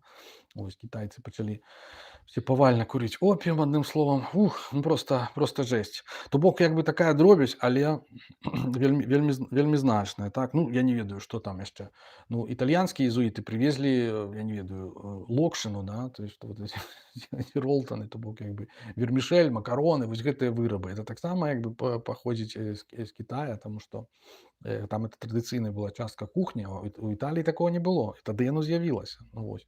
Плюс такое подозрение, што рызотта і равіёлі, вось, это таксама нейкія там аддаленыя сваякі вось гэтых всіх гэтых кітайскіх манту, да, усіх тых вот азіяцкіх штучак. Таму, так сказаць, не трэба недаацэньваць значэнне езуітаў. Вось, ну, не кажучы тое, пра што я казаў, што еўрапейская навука, дзякуючы ім, нейкім чынам патрапіла ў Азію, вось, і там пры двары кітайскага імператара, прынамсі, так, як бы адукоўваліся, так сказаць, нейкія мясцовыя людзі ў матэматыцы і гэтак далей. Пра гэта ўсё існуюць кніжкі даследаванні, я іх ужо, так сказаць, нават і не адкрываў, таму што ведаў, што не паспею прачытаць, і як бы, і гэта такая ўжо для мяне тэма, так сказаць, не галоўная. Вось, тым не менш, вось яна, як бы, роля нашых езуітаў у Азіі. Вот. Што, аднак, было далей, як бы можна сказаць, у рэшце свету? Ну, вот як мы бачым, там ужо ўзнікалі нейкія ўнутраныя канфлікты і ўжо спрабавалі выцісняць езуітаў, так сказаць, іншыя ордэны, і сам, так сказаць, папа рымскі не найлепшым чынам, значыць, да гэтага ўсяго ставіўся. Вось, страцілі яны, так сказаць, можна сказаць, прыхільнасць у найвышэйшых, так сказаць, колах. Вот. Ну, сам па сабе іхны праект вось гэтай, так сказаць, татальнай каталізацыі ўсяго свету, ён, як мы все добра ведаем, так сказаць, нічого з яго не выйшла. Вось, гэтыя рэлігійныя войны, яны скончыліся як бы нічыёй, фактычна перамір'ем. Так, значыць, спачатку быў Вестфальскі мір, вось, потым было это, у нас было это Андрусаўскае перамір'е, потым вечны мір быў у 1676 годзе паміж Масквой і Польшчай заключаны. Вось. Прычым, як бы хутчэй на карысць той жа Масквы, так?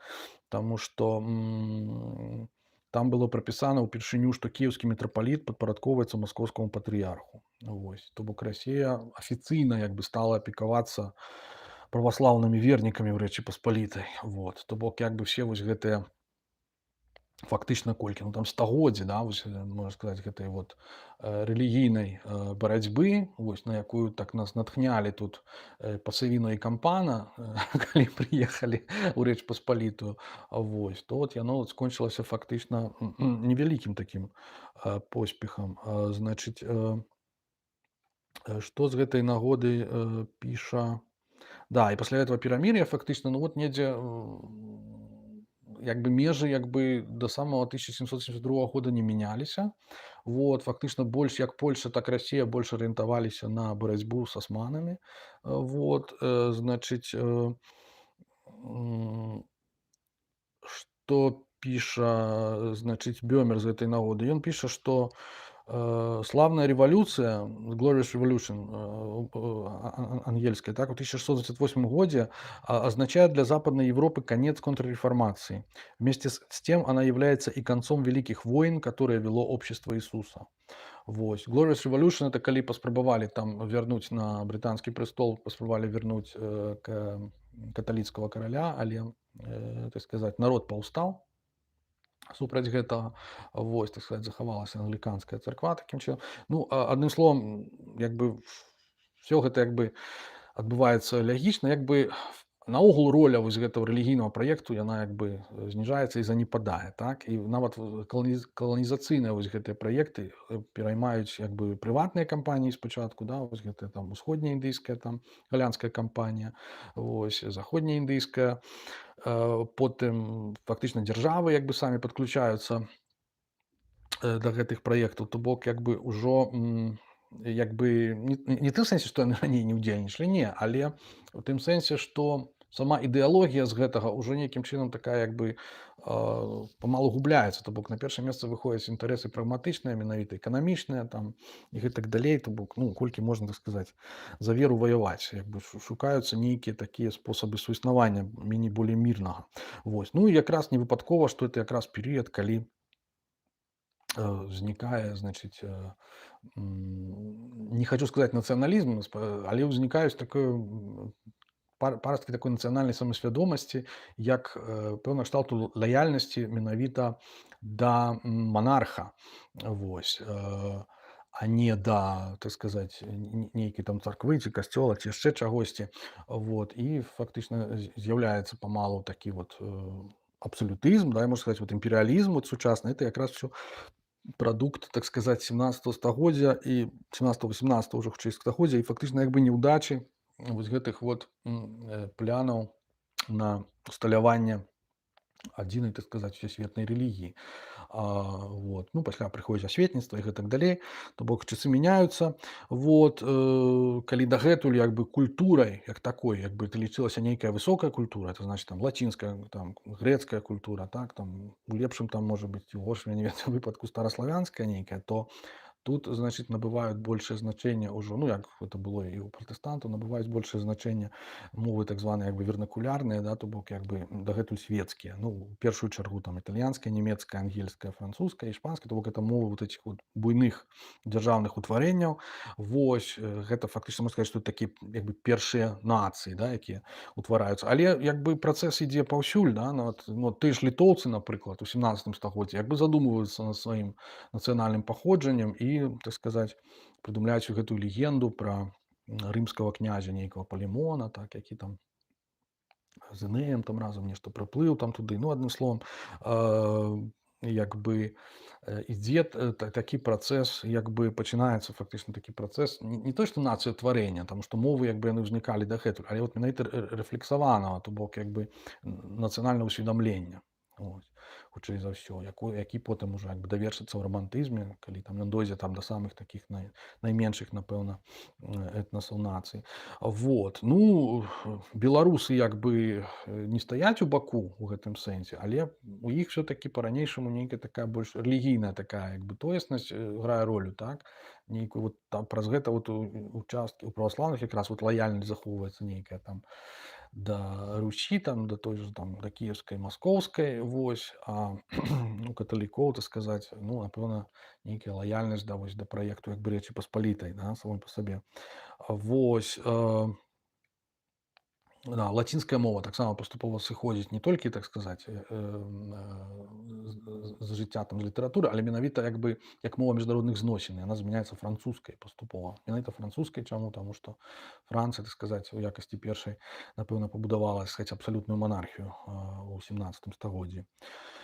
Вот таким чынам вось такія як бы невясёлыя, можна сказаць, гісторыі з гледзяшча развіцця ордэну езуітаў. Так, у 1719 годзе ордэн забаронены ў Расіі, то бок як бы дагэтуль яны спрабавалі нейкую таксама дзейнасць там развіваць, але Пётр I забараніў, так сказаць. І што як бы цікава, што на працягу 18 стагоддзя фактычна паўсюль у адной з другой краінах як бы ордэн пачынае як бы занепадаць, яго канец канцоў забараняюць цалкам. Вось. Прычым самыя розныя шукаюць, так сказаць, падставы для гэтага, недзе надуманыя, недзе рэальныя. Вось, значыць, Партугалія, напрыклад, адна з першых, так? Значит, там такі маркіз де Помбаль там быў, так. Вось, арыштаваў там езуітаў, выслаў, там кагосьці нават смерцю пакараў проста нейкім там жахлівым чынам, просто, як піша Бёмер, наствараў пакутнікаў проста сваёй жорсткасцю, так, это маркіз де Помбаль. Ну, адным словам, Францыі тое самае. У 1762 годзе зачынілі Ля Флэш, так, вось гэты цэнтр езуіцкі. Вось, парижский парламент издал указ о распуске ордена. Вось, король объявил состояние ордена конфискованным в пользу короны. Вось, то бок, як бы і так адбывалася ва ўсіх дзяржавах, дзе кіравалі бурбоны, это значит, што і ў Іспаніі, канец канцоў. Ну, а просто калі это все чытаеш, то робіцца просто вот ажно шкада просто гэтых езуітаў, вось, якія фактычна вот адказвалі за такія, ну, напэўна, не ведаю за што, але можа быць за тое, што ў свой час, так сказаць, хацелі дасягнуць надта вялікага ўплыву, і гэты ўплыў, так сказаць, стаў замінаць, да. Вось, канец канцоў, у 1769 годзе прыходзіць новы папа, які францысканец сам па сабе, Лорэнцо Ганганелі. Ён, значыць, пастанаўляе, што ордэн проста распускае. Вот. Але яшчэ 4 гады, значыць, трывала, пакуль афіцыйна выйшла гэтая пастанова ягоная. У 1773 годзе быў, так сказаць, ордэн езуітаў у Еўропе забаронены. Вось такая вот гісторыя ўзлёту і падзення. Вось. А што было дагэтуль, так сказаць, у нас, у Рэчы Паспалітай? Ну, у Рэчы Паспалітай было тое, што вот падчас як бы этого замірення, можна сказаць, Москвы, хаця там былі там і розныя ўплывы, ну, фактычна патрапіла Рэч Паспалітая пад уплыў Москвы. Вот, тым не менш, так сказаць, ну, пазіцыя каталіцкага касцёла там была моцная як ніколі, фактычна ўдалося унію ўсё-такі рэалізаваць вось на тэрыторыі Рэчы Паспалітай. Вось, як бы царква фактычна ці касцёл як бы ўрэшце перамог, але за кошт паслаблення як бы дзяржавы, да. Ну, это такое меркаванне таго ж Бёмера, да. Вось. Тым часам, як у Расіі, значыць, Пётр I сказаў, значыць, праваслаўным біскупам: калі вы не хочаце падпарадкоўвацца Рыму, будзеце падпарадкоўвацца мне. Вот. І стварыў вось гэты сінод, канцылярыю дзяржаўнага сінода, нешта такое. Ну, карацей кажучы, просто з таго часу РПЦ просто стала філіялам, канчаткова стала філіялам Крэмля, да. Ну, это в сучасных тэрмінах кажучы, тады так як бы не казалі. А вот это самае. Але, ну, па факту маем тое, што маем. Вот, то бок, ну, маскоўская дзяржава, да, то бок як бы па вялікім рахунку, так сказаць, прыналежаць да РПЦ, это напэўна, па вызначэнні азначае, значыць, быць нейкім такім правадніком, да, інтарэсаў Масквы. Вот. Ну, так атрымліваецца, прынамсі. Вось. Значит, что пишет Бёмер? Значит, что всюду, где преобладало влияние иезуитов, в Австрии, в Богемии, в Польше, во всех романских странах, их господство сопровождалось экономическим обеднением и духовным упадком. Всюду, где иезуиты пользовались политическим влиянием, они приносили жизненные интересы государств в жертву интересам церкви. Вот. Гэта піша не Бёмер, это піша Мано. Гі Мано, это, значит, уводзены да ягонай кнігі, ён это самае, ну, фактычна ён згаджаецца з меркаваннем Бёмера. Вось. Ну, вот, значит, в 18 стагоддзе у Польшчы на каждые 600 жителей приходилось по одному иезуиту. Вось. Между тем, как Польша гигантскими шагами приближалась к своей гибели, число иезуитских школ и учреждений росло так быстро, что в 1750 году генерал должен был создать из Польши специальную ассистенцию.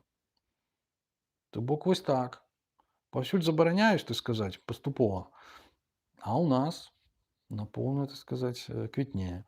Ну, як бы гэта мае свае наступствы, не толькі гістарычныя, но але да сённяшняга дня мае наступствы. Да? Мы все ведаем, што такое, так сказаць, для Польшчы, для палякаў, як бы, ну, каталіцкая вера. Так?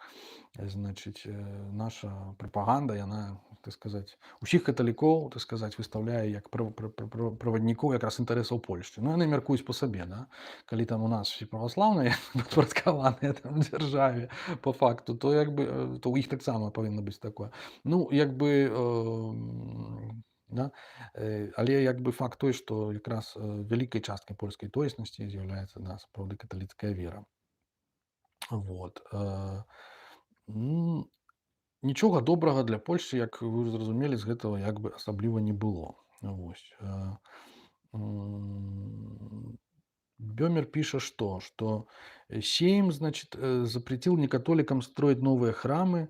В 1732 году, значит, издал закон, запрещавший всем некатоликам быть членами Сейма и занимать занимать какие бы то ни было государственные посты. Можно было подумать, что собрание, толкаемое слепой страстью, решило бросить некатоликов в объятия иностранных держав. Ну, под иностранными державами маюцца на ўвазе перадусім Прусія і Расія, так? Якія дамовіліся там, яны по-рознаму там сваіх там каралёў, так сказаць, стаўленікаў, значыць, на польскі трон, значыць, вылучалі і падтрымлівалі, вось, і перыядычна ўмешваліся ва ўсе гэтыя справы. То супраць іх ствараліся канфедэрацыі, то яны стваралі. Ну, вядома, вот эта барская канфедэрацыя, якая якраз захацела абараніць інтарэсы, так сказаць, традыцыйнай шляхты, магнатаў, католікаў, там вось гэтыя ўсе польскія скрэпы, калі так можна выказацца, выбачайце ўжо за ўжыванне гэтага слова. Ну, вось яна, так сказаць, прывяла да таго, што адбыўся першы падзел Рэчы Паспалітай у 1772 годзе. І што адбылося? Значыць, частка сучаснай Беларусі, беларускай тэрыторыі апынулася ў складзе расійскай імперыі. Вот. Ну, яшчэ раз паўтару, як тое, што казаў Джо учора, сказаць, за што бароліся, на тое, так сказаць, і напароліся. Ну, такова селяві. І вось, значыць, на гэтых тэрыторыях, якія апынуліся ў складзе расійскай імперіі, а гэта быў і Полацак, значыць, у прыватнасці, дзейнасць езуітаў працягвалася. Кацярына II, яна зрабіла такі выгляд, што нібыта ніякай пастановы папы не было пра забарону дзейнасці ордэна, а пастанова з'явілася на год пазней, пасля падзелу Рэчы Паспалітай, так, у 1773 годзе. І яна, так сказаць, сказала, я яшчэ падумаю, што нам рабіць з нашымі езуітамі. Вось. І, значыць, яна да іх ставілася вельмі насцярожана, вельмі скептычна, ну, таму што тады вся Еўропа ўжо фактычна да іх ставілася падобным чынам, вось, всякія там лібералы, там, буржуазія, так сказаць, тое, што вот напярэдадні французскай рэвалюцыі, да, можна сказаць. Вот. Але яна, так сказаць, яна таксама думала, што гэта вельмі такі каварны, самы такі падступны, да, з усіх, так сказаць, заходніх ордэнаў. І тым не менш, яна, так сказаць, паколькі і прускі кароль таксама вырашыў не забараняць да часу Фрыдрых Вялікі, ось, то яна як бы не забараніла. Вот. Урэшце у Прусіі все-таки у 1786 годзе ўжо, так сказаць, загадалі всем разысціся, всем дзякуй, все свабодныя. Вот. А Кацярына якраз наадварот. Яна, значыць, у 80-м годзе, значыць, дазволіла адкрыць навіцыят у Полацку. Гэта значыць набіраць новых монахаў, сказаць, адукоўваць. Вот. Сама паехала ў Полацак, наведала, і, значыць, была ў іх і занатавала ў сваім дзённіку, вот, які таксама ёсць на интернете, можно почитать. Значит, я была у них нынче утром, слушала «Тебе Бога хвалим» и посетила их дома. Там полное веселье. Вчера, въезжая сюда, я была поражена великолепием их представительности. Все остальные католические ордена – свиньи в сравнении с ними. Одно только, что эти люди не пляшут. К нам они пожаловали изо всех стран. Ей-ей, покладные люди. Ну, сапраўды, яны пожаловали з усіх краін, тому што, як бы, куды ім было дзявацца. Вось. Таму што яны ўжо самі там не хацелі між сабой успрымаць, калі іх высылалі з Партугаліі, то іх уже не хацелі ў Італіі. Там нават загадвалі з гарматаў страляць па гэтых караблях, каб баяліся, так сказаць, каб прыплылі эти езуіты з Партугаліі ў Італію. Ну, то бок як бы лягічна, што вось і палякі, і немцы, французы, італьянцы, все яны, так сказаць, тады были, так сказать, у нас, что называется, и были, так сказать, яны ў Полацку под, так сказать, таким под опекой императрицы российской. Так, и, значит, ну что, это вельмі добра, кстати, адбілася, можна сказать, на беларускай, ну, культуры, на адукацыі і так далей, тому што при калегіуме, які потым быў у акадэмію ператвораны, значит, была библиотека, сярод іншага вялікая, так, якая, вось, пишуць на Вікіпедыі, значит, налічвала больш 40 000 томоў, з'яўлялася найбагацейшым кнігазборам у Беларусі. Вось, аснову кніжнага фонду складалі выданні 16-18 стагоддзяў на польскай, лацінскай, французскай, нямецкай мовах, а таксама літаратура, выдадзеная ў Беларусі, у тым ліку ва ўласнай друкарні акадэміі. Вось. Ну, зберагаліся таксама старажытныя рукапісы, каралеўскія граматы, іншыя дакументы, дысертацыі, энцыклапедычныя выданні, дапаможнікі па асобных дысцыплінах. То бок, як бы Полацк ператвараецца ў сталіцу езуітаў, і фактычна, як бы, ну, у мяне, як бы, ну, ёсць сумневы, але ёсць адначасова спадзяванні, што там маглі знаходзіцца і значыць, рукапісы, напрыклад, Дэсідэры, вось, пра Тыбет. Чаму не? Раптам нехта знойдзе экземплярчык. Вось, ну, ці прынамсі, я думаю, гэта варта верыць, там такія папулярныя кнігі, як вось «Чына ілюстрата» Кірхера, я думаю, вось, альбо таксама кнігі там Лекомта, Грасьера і іншых езуітаў, якія пісалі пра ўсход і закраналі таксама пытанні будызму, то бок там павінны былі быць. Вось, то бок, раз уже езуіты, так сказаць, перасяляліся з усёй Еўропы і прывозілі з сабой свае кнігі, то бок у гэтым няма, мне здаецца, нічога немагчымага. Вось, і гэтым чынам мы ад езуітаў плаўна перайдзем зараз да таго, пра што мы хацелі пагаварыць першым чынам, а это менавіта пра падарожжа графа Патоцкага, значыць, якое мела суправаджацца вось гэтай езуіцкай місіі. Вот, але для гэтага нам спачатку давядзецца напіцца чайку. Зноў жа, я не ведаю, ці то я такі балбатлівы, ці то насамрэч проста вельмі шмат такого цікавага матэрыялу, які вот, ну, вельмі хочацца вам апавесці і сабе не пакідаць, так? То просто вот вельмі час бяжыць просто як вада. Вот уже 1,5 гадзіны прайшло, мы, так сказаць, яшчэ конца не бачна, што называецца. Але я думаю, што мы сёння все-таки эту тэму даробім. Хай сабе гэты стрым можа быць даўжэйшы за класічны фармат, але, ну, з прычыны таго, што, ну, у бліжэйшы, як я казаў, там месяц-два на гэта часу просто не будзе, а як бы ўжо матэрыял як бы наспеў і вельмі хочацца ім падзяліцца, таму што ўжо новая інфармацыя просто ў галаву ўжо не лезе, так? І там столькі, што і трэба ўжо нейкім чынам пускаць, так сказаць, вось, на волю, што называецца, на публіку. Таму я думаю, што мы сёння дакончым тэму пра Патоцкага, ягонае падарожжа. Не пераключайцесь, называецца.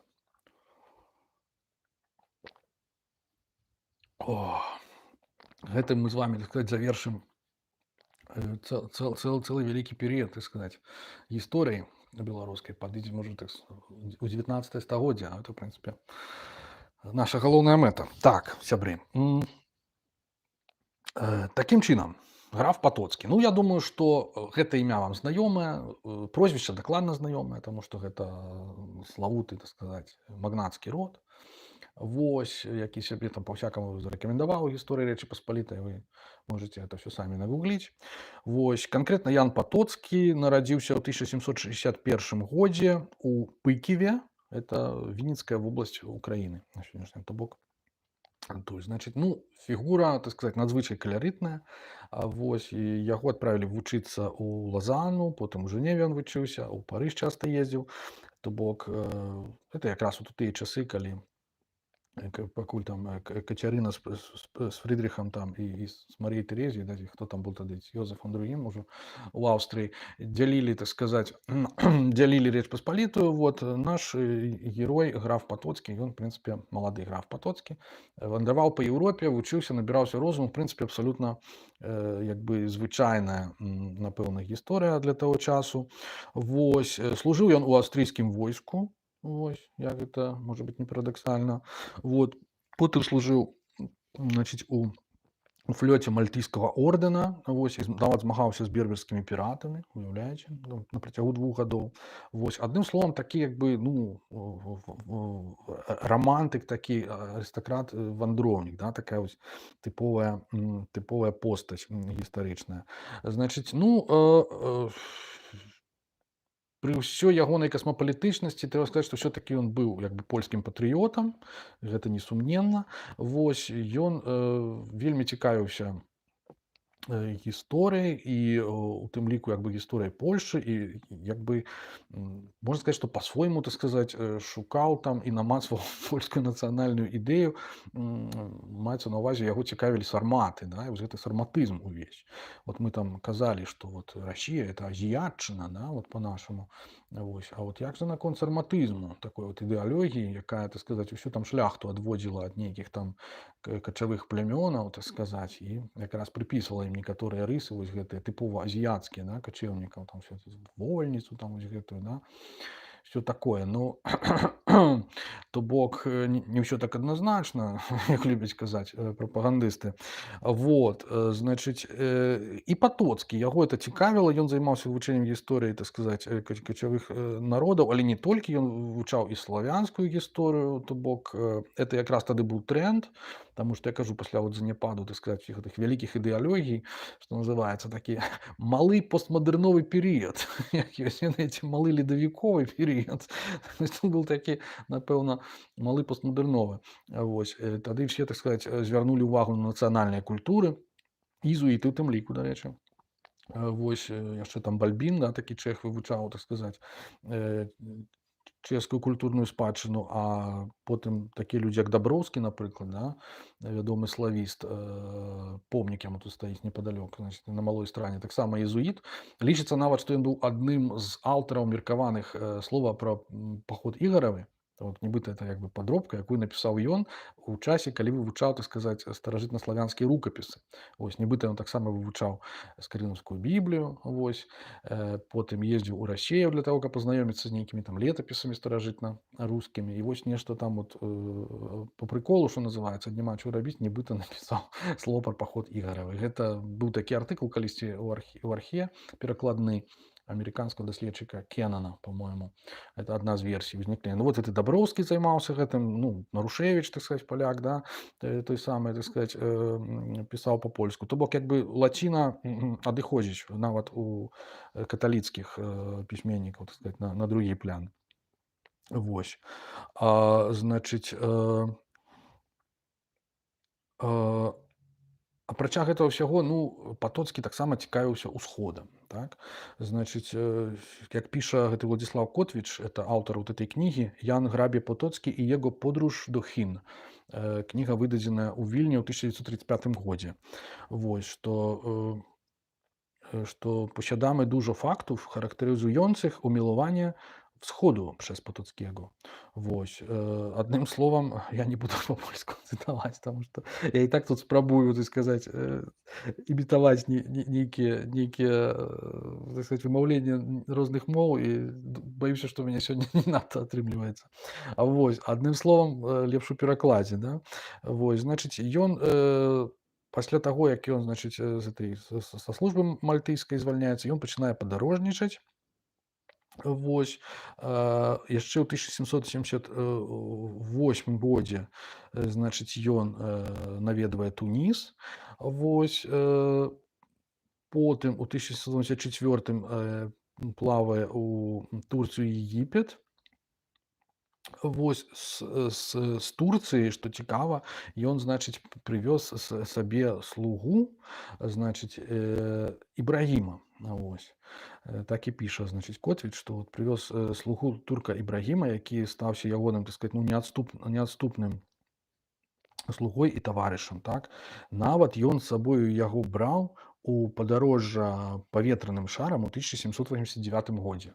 То есть, між іншым, як бы, яшчэ Патоцкі, апрача ўсяго, апрача таго, што ён быў, так сказаць, вандроўнік там, і даследчык, так, то ён яшчэ быў першым палякам, які паляцеў на паветраным шары, сябры. А это не проста так. А ягоны слуга Ібрагім, турак, маю падазрэнне, што быў першым туркам, які паляцеў на паветраным шары. То бок это вось два рэкорды адразу ў адным у 1759 годзе. Вось. Ну і гэтак далей працягваў вандраваць ён па Еўропе, так сказаць, Галяндыя, гэтак далей. Вось як это, ёсць першы касманаўт, так это першы хто? Баланаут, шаранавт, света. Вось, ну неважно. Адным словам, падарожнічаў наш Патоцкі, у Марока быў у 1791 годзе, значыць, 1794 Нямецчыне. То самае, паўсюль ён, так сказаць, пісаў пра тое, дзе быў. Таму што, як сказаць, што як ты там сказал, што калі як бы не апісваць, то як бы ўжо як бы няма сэнсу. Зараз чакайце, знайду цытату.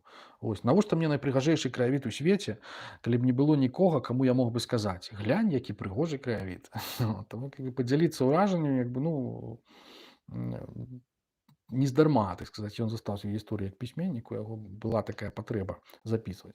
Сярод іншага, апрача турка, які ў яго, значыць, быў, ён яшчэ выхоўваў нейкага калмыка, так, які, значыць, выдаваў сябе за нашчадка знакамітага джунгарскага князя Амурсаны. Амурсана сапраўды быў такі джунгарскі, апошні джунгарскі князь, перад тым, як Кітай падпарадкаваў сабе тую вобласць Манголіі, так, гэта, значыць, ён жыў у 1623-1657 годах, Амурсана. Дык вось, значыць, апрача гэтага, яшчэ, значыць, у Патоцкага была цэлая калекцыя будыйскіх статуэтак. Вось. А ён атрымаў якраз гэтага калмыка, што ён калісьці, так сказаць, прывёз з сабою з Джунгарыі ў Расію. Ну, потым мы бачым, што ён пра гэта згадвае. Вось. Што далей там было з гэтым калмыкам, невядома. Ці лёталі яны разам на паветраным шары ці не, пра гэта гісторыя, так сказаць, нічога не кажа. Вось.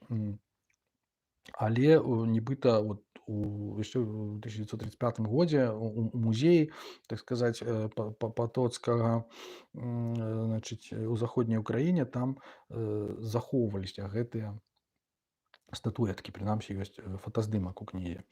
Ну, адным словам, як я казаў, ён цікавіўся асабліва гэтымі качэўнікамі, вось, таму што, ну, народамі гэтага стэпу, таму што недзе там ён шукаў каранёў з гэтых польскіх сарматаў. Вось. І пры гэтым, так сказаць, пасля паразы паўстання Касцюшкі, это значыць пасля ўжо трэцяга падзелу Рэчы Паспалітай, вось, ну, страціўшы, так сказаць, радзіму, можна сказаць, Патоцкі прыйшоў да высновы, што як бы цяпер не час для Польшчы, да, а як бы, можна сказаць, ну, скончылася пасіянарнасць, да, польскага народа, вось, а настаў час для ўздыму Расіі, вось, і, так сказаць, няма нічога, так сказаць, благога ў тым, што ён, як арыстакрат, пойдзе, так сказаць, служыць расійскаму імператару, да, Павлу I на той момант.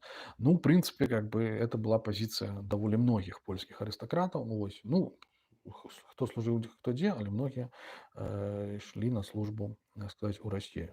Вось. І, значыць, пасля гэтага ён у 1797-98 годах здзяйсняе падарожжа ў Астрахань, Каўказ і на Крым, так.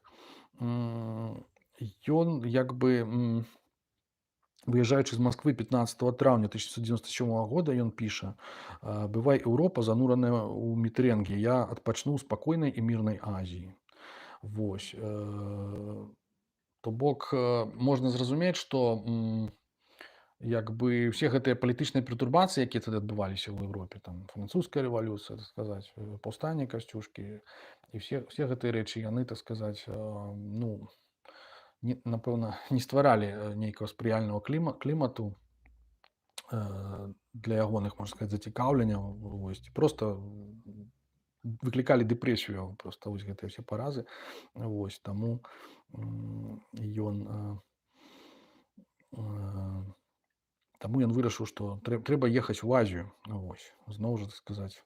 Дарэчы, роля палякаў у даследаванні расійскай Азіі это асобная тэма, якой мы яшчэ будзем займацца. Вот, мы пабачым, што там, так сказаць, дзе там парылася азіятчына, так сказаць, у нашай гісторыі. Это будзе даволі цікава, спадзяюся. Вось, дык вот, значыць, як я казаў, Патоцкі вёў нататкі сваіх падарожжаў, значыць, нібыта польскай мовай ён настолькі добра не валодаў, каб на яе пісаць. Вось, таму пісаў ён па-французску, таму што адукацыю ён атрымліваў у Швейцарыі, так сказаць, жыў у Францыі доўга. Вось, таму, так сказаць, ён фактычна франкамоўны пісьменнік. А на польскую мову перакладаў ягоныя падарожжы Юліян Немцевіч, не абы хто, сябры, так? Польскі паэт, сакратар Касцюшкі.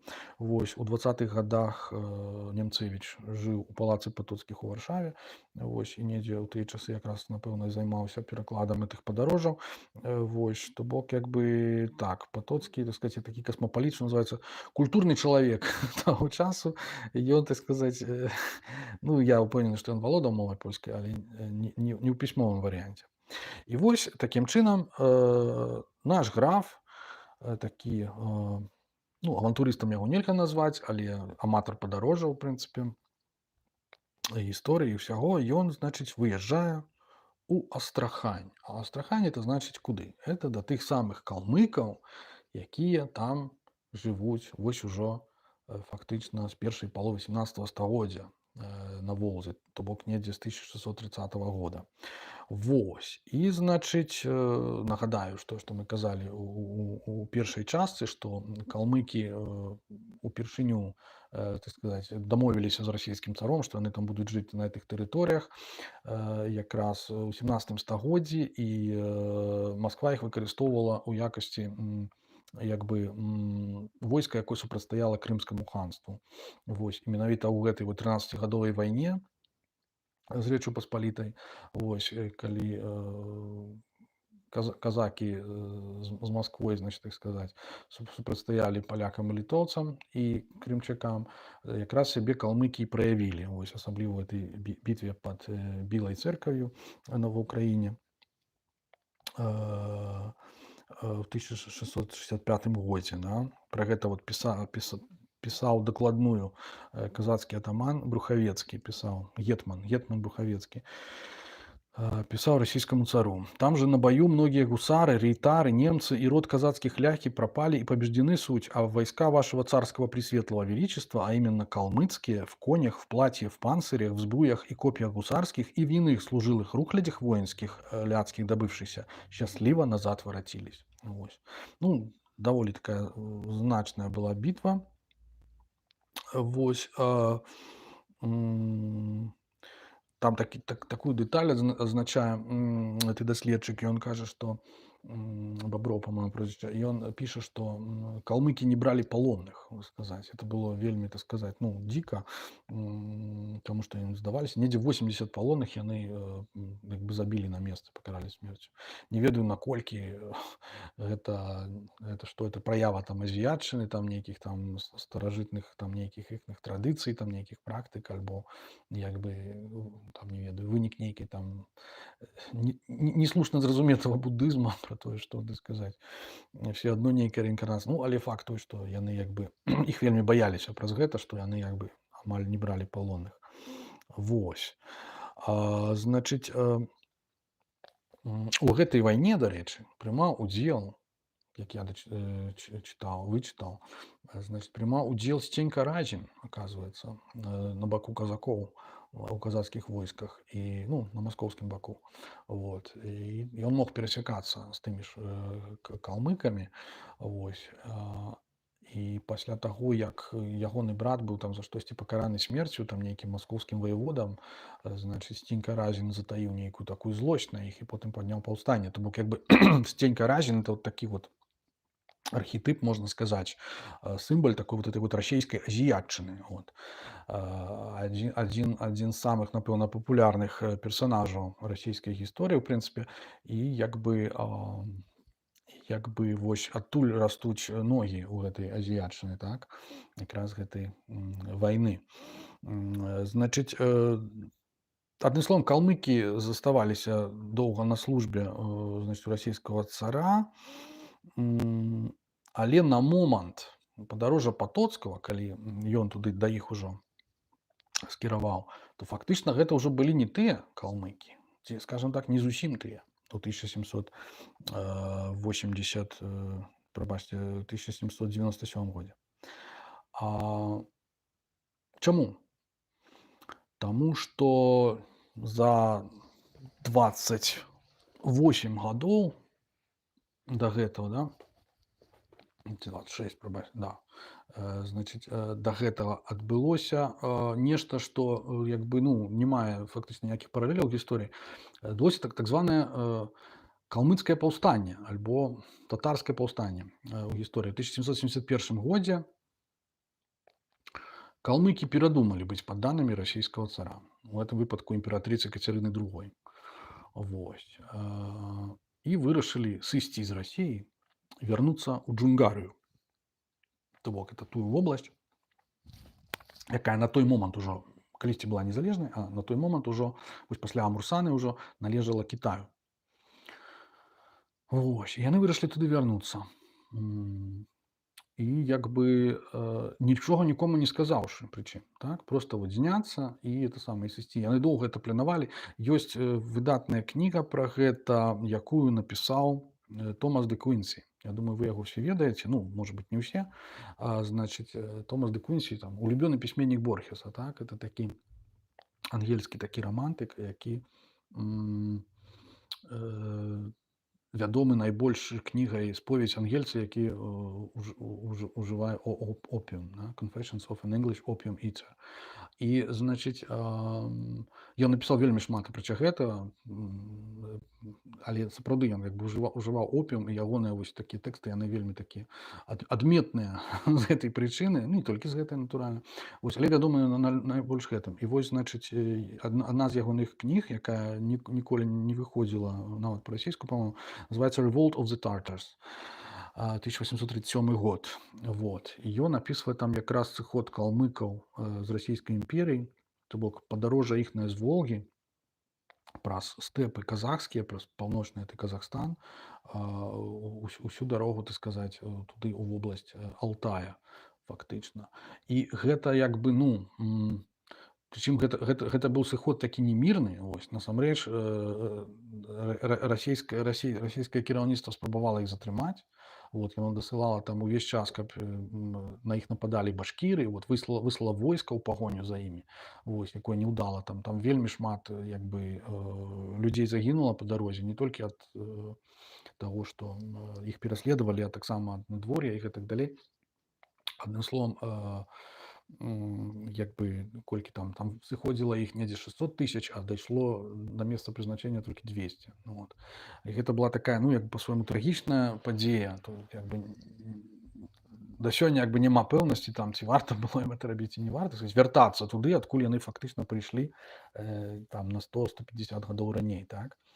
Вось. Але это унікальны як бы выпадак наогул. Наогул унікальны выпадак у гісторыі Расіі, калі камусьці ўдалося, так сказаць, перамагчы фактычна як бы імперыю, як бы дамагчыся свайго, так, дасягнуць поспеху. Што колькі там было паўстанняў, нічога як бы не атрымлівалася. Вот я чытаў, што пасля год пасля сыхода калмыкаў, пасля падзелу Рэчы Паспалітай ў 1772, значыць, беларусы нібыта таксама сыходзілі з новых гэтых, са сваіх тэрыторый, якія трапілі ў Расію, сыходзілі на захад. Што называецца, галасавалі нагамі. Это пісаў, па-мойму, Арлоў недзе ў адным са сваіх тэкстаў.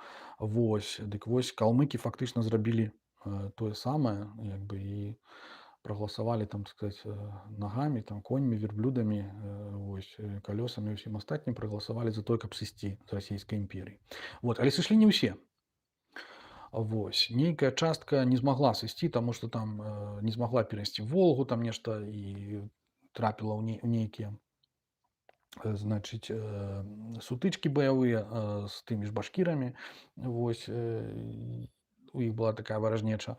Вот, адным словам, як бы засталіся ў рассіі. Частка з іх нават прыняла хрысціянства потым пасля гэтых падзей, але частка засталася, так сказаць, вернай будызму. Вось, паўтаруся, будызму прынятаму з Тыбету. І, значыць, ад школы Гелугпа, так, все той жа. І, значыць, вось такімі іх фактычна і заспеў Патоцкі, значыць, ужо ў 1797 годзе, у канцы 18 стагоддзя, калі прыехаў, так сказаць, паглядзець на ўласныя вочы, што ж гэта за качавыя такія народы. Вось, як яны жывуць, так сказаць, што за яны. Вот, значыць, прачытаю, зараз напішу чайку і прачытаю, так сказаць, кавалачак з гэтых нататкаў Патоцкага. Это ўсё яшчэ не Кітай, это ўсё яшчэ як бы Калмыкія, так.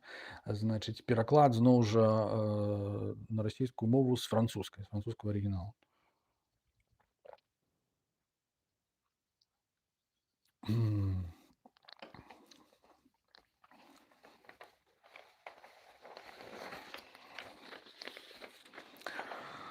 Так, ну вот. Мы прошли мимо острова, на котором поразило нас нечто весьма примечательное. То был прекрасный дом, недавно построенный калмыцким князем. Имя его Тюмень. Ему первому опротивила жизнь кочевая. Однако ж он все еще и ныне проводит часть лета под палаткою и остался верным ламайской религии.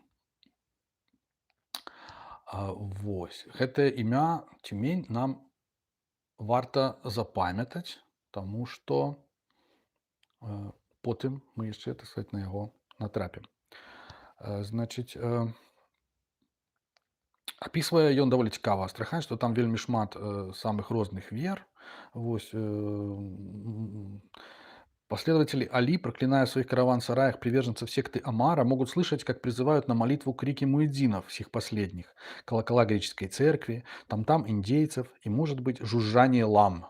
Мне подобаецца, як яго там буддыйскія ламы, яны жужжаць. Вот там все там спеваюць, там граюць, а ламы жужжаць. Вот. К этим разным религиям можно еще присовокупить несколько сект староверцев и все европейские и азиатские христианские общества. Вось. Дык вось, сустрэўшыся у калмыкаў з буддызмам, ён, значыць, описывае яго наступным чынам. 14 августа меня разбудила китайская музыка. Я тотчас встал и пошел смотреть, как гелонги молятся. Гелонги – это, значит, ну, просто монахи буддийские, которые приняли, так сказать, полный этот закон, да, все, так сказать, правила. Вось. Их было человек 30 в гире. Гир, он по сегодняшнему называется гер, оказывается. Это просто вот эта великая калмыцкая юрта. Их там разные, это самое, называются геры. Они пели гимны с аккомпанементом музыкальных инструментов, которые были мне несовершенно незнакомы, потому что я видал их часто на китайских обоях. От времени до времени гелонги делали горлом движение, как будто хотят плюнуть. Кроме этого, ничто не нарушало однообразности их пения, которое продолжалось с час.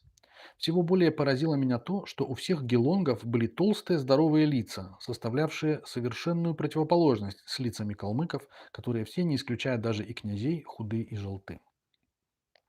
Потом пошли мы в гости к ламе, который по старости своей уже не присутствует при молитве. Может быть, этого не позволяет ему и достоинство.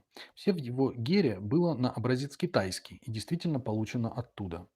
Лицо его совершенно соответствовало всему окружающему. Оно совершенно напоминало мне пагоды, которые прежде украшали наши камины. Его почитают образцом святости и источником мудрости. Вот гэтыя пагоды, что украшали камин, это вот про то, что он, так сказать, гэтыя статуэтки некие там мел, да, у себе.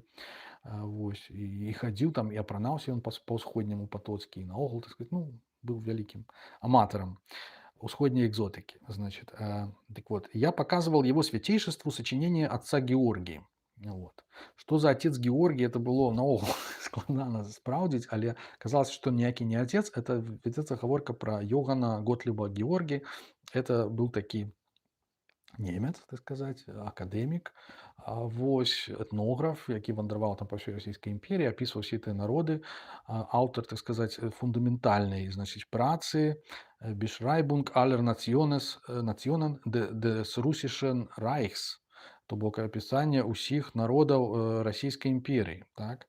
Выдаў па-нямецку, яна перакладалася на самыя розныя мовы, і ўрэшце была і нават на расійскую перакладзеная. 4 тамы. Вот. Выйшла ў 1799 годзе. Значыць, гэты самы Георгій, ну, ён, это ў гонар яго, дарэчы, названая кветка Геаргіна, калі б вы не ведалі. Вяргіня альбо далія па-лацінску, так? Таму што ён быў такі вось папулярны той час, папулярны таварыш. Вось, дык вось у гэтай сваёй ёсць на інтэрнэце на розных мовах. Вось, па-расійску я знайшоў толькі 4 том. Вось. Ну, ён прекрасна там ілюстраваны. Вялізная праца. Дык вось у 4 томе, 4 том открываецца калмыкамі, а заканчивается, так сказать, Літвой. І, значыць, і беларусы яго там расцярушаныя ў некалькіх адразу, значыць, раздзелах. Ёсць, ён іх там згадвае, як, вот, зноў жа, расійскіх палякаў, то бок, як бы, тых палякаў, што жывуць на тэрыторыі Расіі. Потым ён іх згадвае там, дзе пра казакоў вядзецца. Вот, а потым яшчэ згадвае там, дзе пра Літву. То бок, відавочна, ён, як бы, ну, не ўсведамляе, што гэта вядзецца ўвесь час пра адзін і той жа народ, фактычна. Вось. То бок, там такая няпэўнасць існуе даволі цікавая. Вот. Але, зноў жа, там галоўную частку 4 тома займаюць расіяне, і ён там піша там пра тое, як, там, так сказаць, расіяне... Зноў жа, пра тое, я кажу, як расіяне, ўсе гэтыя дзікія народы, так сказаць, трымаюць, як это там, ну, беларусы з братнюю Русю, то бок сказаць, кіруюць гэтым усім. Вот. Ну, адным словам, дык вось, ён паказваў яму гэтую кнігу. Чаму? Таму што там якраз 4 том, значыць, відаць, все-таки не в расійскім перакладзе, таму што яшчэ тады его не было. 2 гады было да выдання, а відаць у французскай версіі, якой вольна Патоцкі чытаў. Там былі, значыць, вось гэтыя словы монгольскія, по факту, да, монгольские, тибетские, вось, там, где про калмыков. И вот что, значит, жрец, мається на увазі гэты лама, да, как он показывал, читал весьма свободно тибетские слова, в нем находящиеся, и удивлялся, что в Европе есть книги, писанные на этом священном языке. И еще более дивился привилегиям, которые великий лама даровал миссионерам. Намек, відавочна, на падарожжа у Тыбет, так і ў Манголію даследчыкаў. Ну, это таксама цікавы момант, можно будзе его особенно разгледзець. Значит, я представил ему молодого моего воспитанника. Это вось про того калмыка, про якого велася гаворка. Вось. Представил ему молодого моего воспитанника как потомка Амурсаны. Жрец, кажется, сначала сомневался в справедливости его происхождения, но когда я ему сказал, что Амурсана прижил в Сибири сына, который был отвезен в Польшу, женился там, и у него родился этот сын, что, наконец, у меня хранятся все бурханы или идолы, принадлежавшие сему джунгарскому князю, то он начал глубоко размышлять, этот лама, и, наконец, признался, что рассказ мой весьма правдоподобен. Воспоминание о блестящем дворе князя Контайше, это маецца на ўвазе, зараз скажу, Хунтайджи, правильно, калі казаць. Вось, это быў тытул кіраўніка Джунгарыі. Вось, тытул, які ён атрымаў ад Далай-ламы. То есть, то бок, фактычна, маладосць гэтага ламы прайшла там, у Джунгарыі, так сказаць, у кітайскай, як бы, частцы. Что он там, значит, пишет, да? Воспоминание о блестящем дворе князя Хунтайджи, при котором он провел свою молодость, так растрогало этого старика, что я принужден был сократить мое посещение. Мне после сказывали, что по уходе моем он горько плакал. Вот. Сегодня, 24 числа, по всей Орде и, между прочим, у княгини Нурджаны производились разные обряды ламайской веры. У нее на коленях была книга, состоящая из отдельных листов, которые она раздавала всем присутствующим, и они пели написанные он их как священную песнь. В других гирах также пели и вертели курдесы, род клепала. У ламаитов это занятие стоит молитвы. Это мається на увазі ось такі цыліндр такі, які круціцца, так, і на якім напісаная малітва «Ом мани падме гум» ці мантра, нейкая іншая можа быць. І, значыць, яна ўвесь час круціцца і якраз сапраўды як бы замяняе як бы малітву, нібыта вось яна вымаўляецца гэтым чынам. Ну, адным словам, потым ён яшчэ раз вяртаецца да гэтага ламы. Лама апісвае яму сваю маладосць якраз пры гэтым, говорил с ним о дворе Галдан Церена, князя Хунтайджи Джунгарии, при котором этот первосвященник в молодости жил. Ну, вось. Ну и он, так сказать, описывая, что там, як яны описывая ему Джунгарию, то есть як он там жил в молодости, да, там, значит, там на берагах ракі Ілі, што ёсць там гара Богдаула, вось якой яны пакланяюцца нібыта і гэтак далей. То бок вось фактычна адны з першых, так сказать, звестак пра буддыстаў, фактычна еўрапейскіх буддыстаў, таму што калмыкі это адзіны народ у Еўропе, адзін буддысцкі народ фактычна ў Еўропе, да? Адзін народ у Еўропе, які вызнае буддызм і з'яўляецца як бы такім, ну, на сённяшні момант ужо фактычна як бы аўтахтонам, так? Значыць, пасля гэтага падарожжа Патоцкі вяртаецца і пачынае пісаць кнігу. Значыць, кнігу пра Сарматыю. Вось. Выкарыстоўвае матэрыял, які ён збіраў там на працягу 20 гадоў. Значыць, спачатку ён хацеў это звязаць з гісторыяй Польшчы, з паходжаннем палякаў, але все-таки пастанавіў, што лепш ён адмовіцца ад назвы Сарматыя і прыбярэ, так сказаць, вось гэтыя згадкі пра Польшчу там. Ну, это відавочна з кан'юнктуры, так? Тут пішацца «Згодnie z ówczesnym stanem rzeczy i tą duchową ewolucją, jaka w nim się dokonała». Вось. Затытуловаў сваё дзело «Histoire primitive du peuple de la Russie», значыць, і опатрыў дэдыкацыяў. А ça majesté l'empereur de toute la Russie, значыць, у гэтай кнізе, это Павлу I прысвячэнне ён зрабіў, значыць, і ў гэтай кнізе ён ухваляў геній Кацярыны II, так, это маці Павла I. Вось, гэтая кніжка мелася выйсці ў Петербургу. То бок мы бачым, так сказаць, такую вот сведчанне гісторыі, так, вот это, як ён піша, да, адпаведна сучаснаму стану рэчаў і духоўнай эвалюцыі, якую ён прайшоў. То бок відавочна, што Патоцкі нейкую такую адчуваў, ну, сваю кшталту лаяльнасць у дачыненні да расійскай імперыі, так, да імператара. Вось. І кніжку нават назваў не там не гісторыя, там сарматаў продкаў палякаў, а менавіта гісторыя, значыць,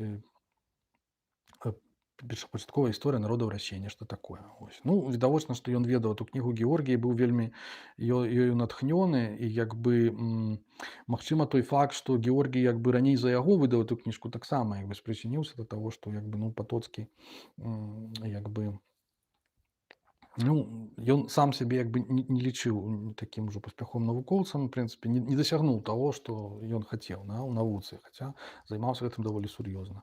Вось, што з ягонай этой кнігай, не ведаю, ці выйшла яна потым ці не. Вот. Але, так сказаць, ён працаваў, як бачыце, над ёй даволі доўга. Вось. Тым часам, значыць, зноў у Расіі змяніўся імператар, і надышоў час вось гэтага падарожжа ў Кітай, з якога мы, ў прынцыпе, і пачалі всю гэту нашу гісторыю. Вось.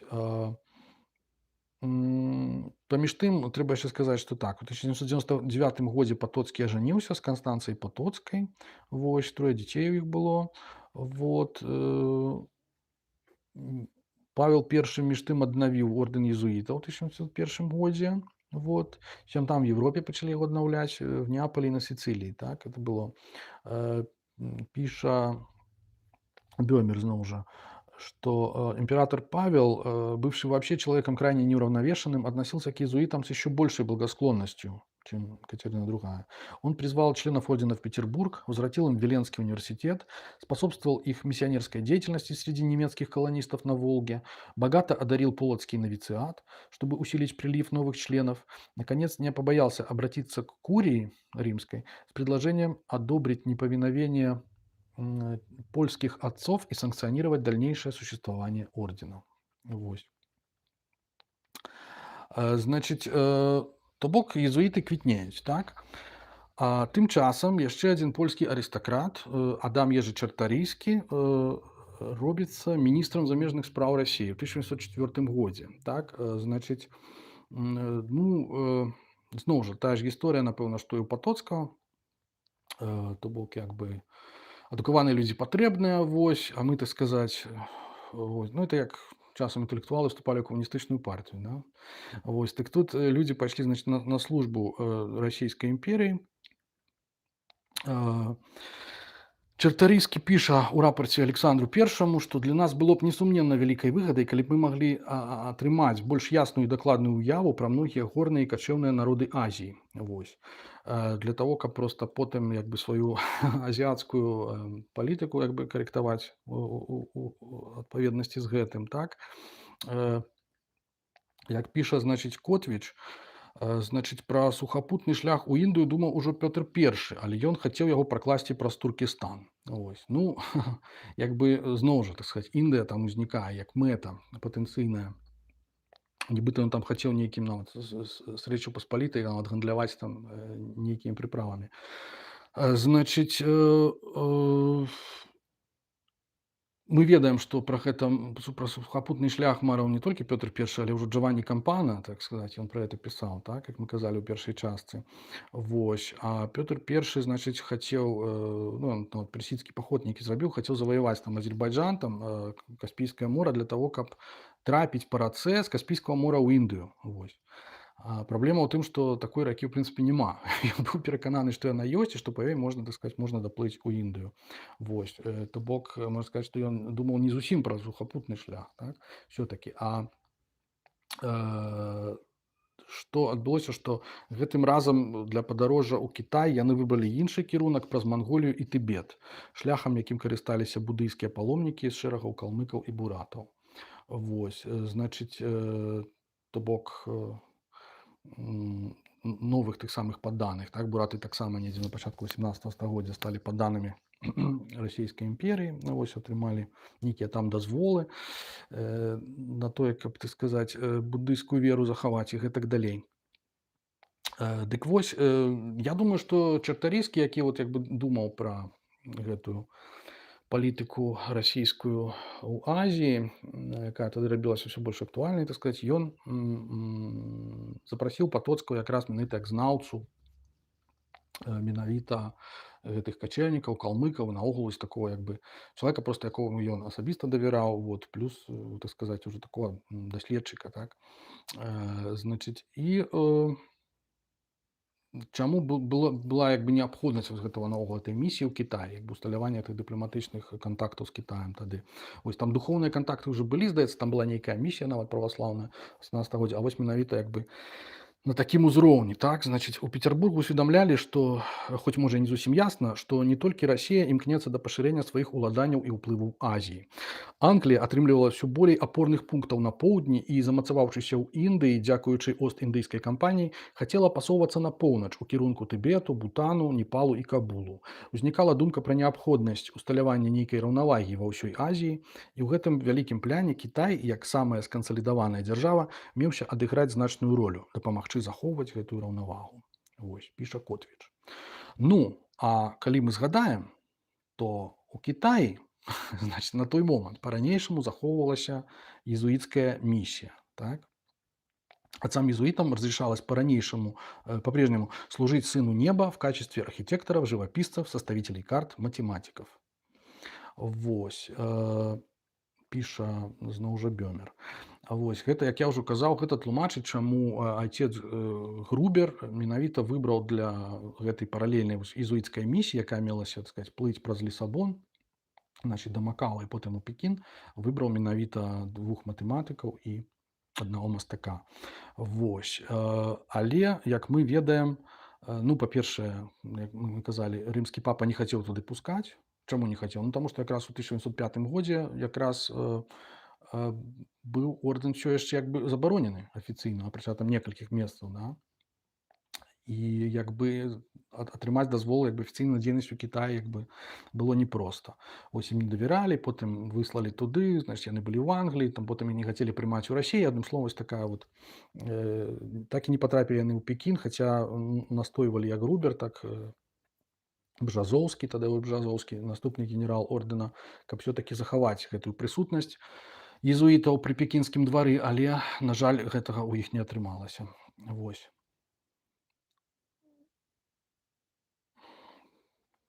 Мне тут пишут некие цікавыя каментары.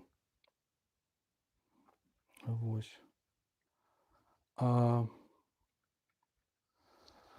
Значыць, я думаю, што ў канцы, калі застанецца час, яшчэ я паспрабую адказаць нам на это самае на гэта. Дык вось, значыць,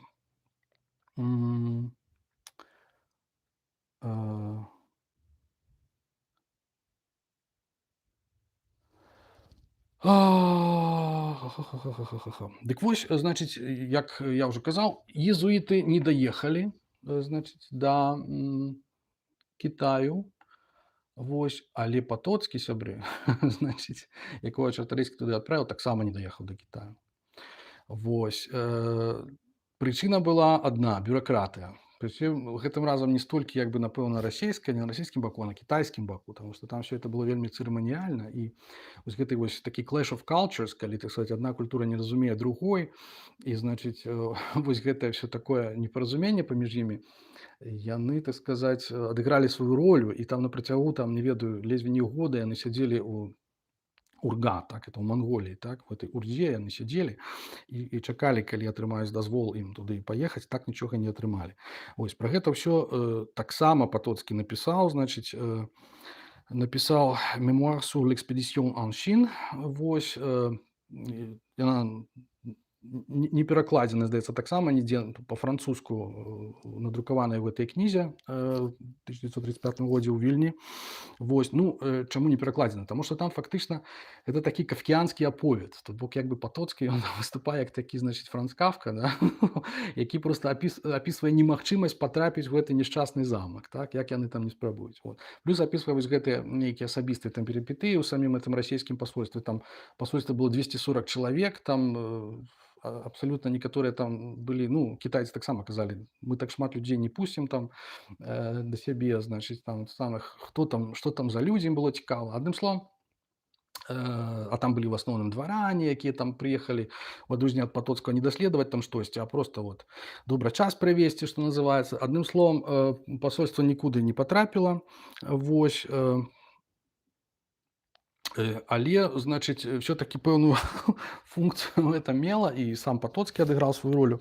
У чым? Таму што як бы падчас этого сядзення ў Манголіі яны там падумвалі, а можа быць нам, пакуль мы чакаем дазволу трапіць у Кітай, можа быць нам паспрабаваць каго-небудзь паслаць у Тыбет, то бок, уяўляеце, 1805 год, да, то бок яны ўжо, так сказаць, маглі адправіць нейкіх расійскіх туды агентаў, вот. Але, так сказаць, Патоцкі выступіў і сказаў, што не, гэта не мэтазгодна, вось, не трэба, это лішняя, это самая авантура, карацей.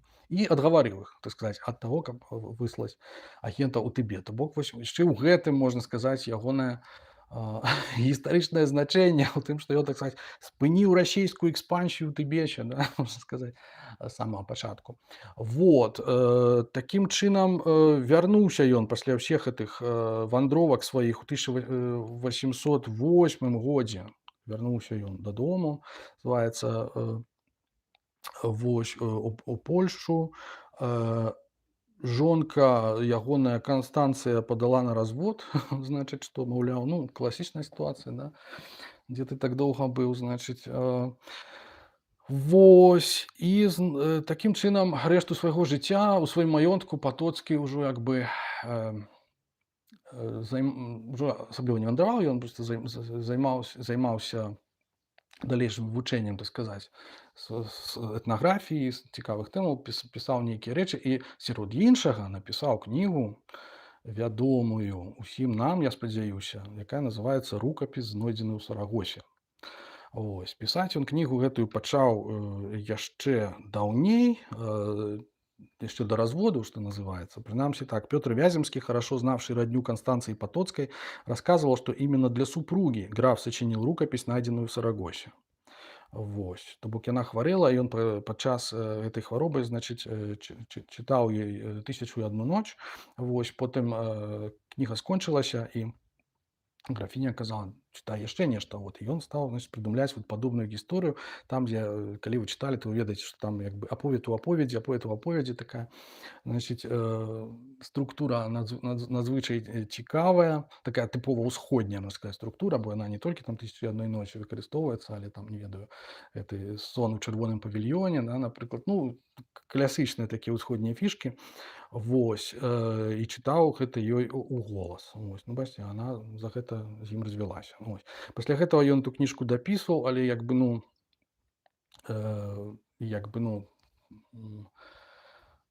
так не дапісаў, насамрэч. Так не дапісаў, і пры жыцці там публікаваў толькі нейкія ўрыўкі. Пісаў, натуральна, па-французску, як я ўжо казаў. Вось. Гэта мы ўжо з вамі знаходзімся ў 1812 годзе. Вось. А ў гэтым годзе вяртаюцца гэтыя нешчасныя езуіты, высланыя ў 1705, якія так па ўсім свеце бадзяліся там, і ў Амерыку нават трапіў італьянец. І, значыць, яны вяртаюцца ў Расію, і тут, значыць, пачынаецца вайна з Наполеонам. Вот. Значыць, у жыцці Патоцкага гэта, в прынцыпе, нічога не мяняе, наколькі мне вядома, ці, можа быць, невядома. Я кажу, я таксама не магу прэтэндаваць на нейкія там веданні, таму што ну, аматар, так, я не прафесіянальны гісторык, для мяне гэта хобі, і вось, мяне цікавіць всё, што меней болей звязанае з будызмам, вось, так ці іначай, і гэта, так сказаць, у гэтым я нешта магу нешта спраўдзіць, вот, а такіх нейкіх энцыклапедычных ад мяне чакаць, напэўна, не варта, ведаў. Тым не менш, значыць, менавіта у часе вайны 1812 года на тэрыторыю Беларусі трапляюць першыя будысты, ці як мінімум першы будыст.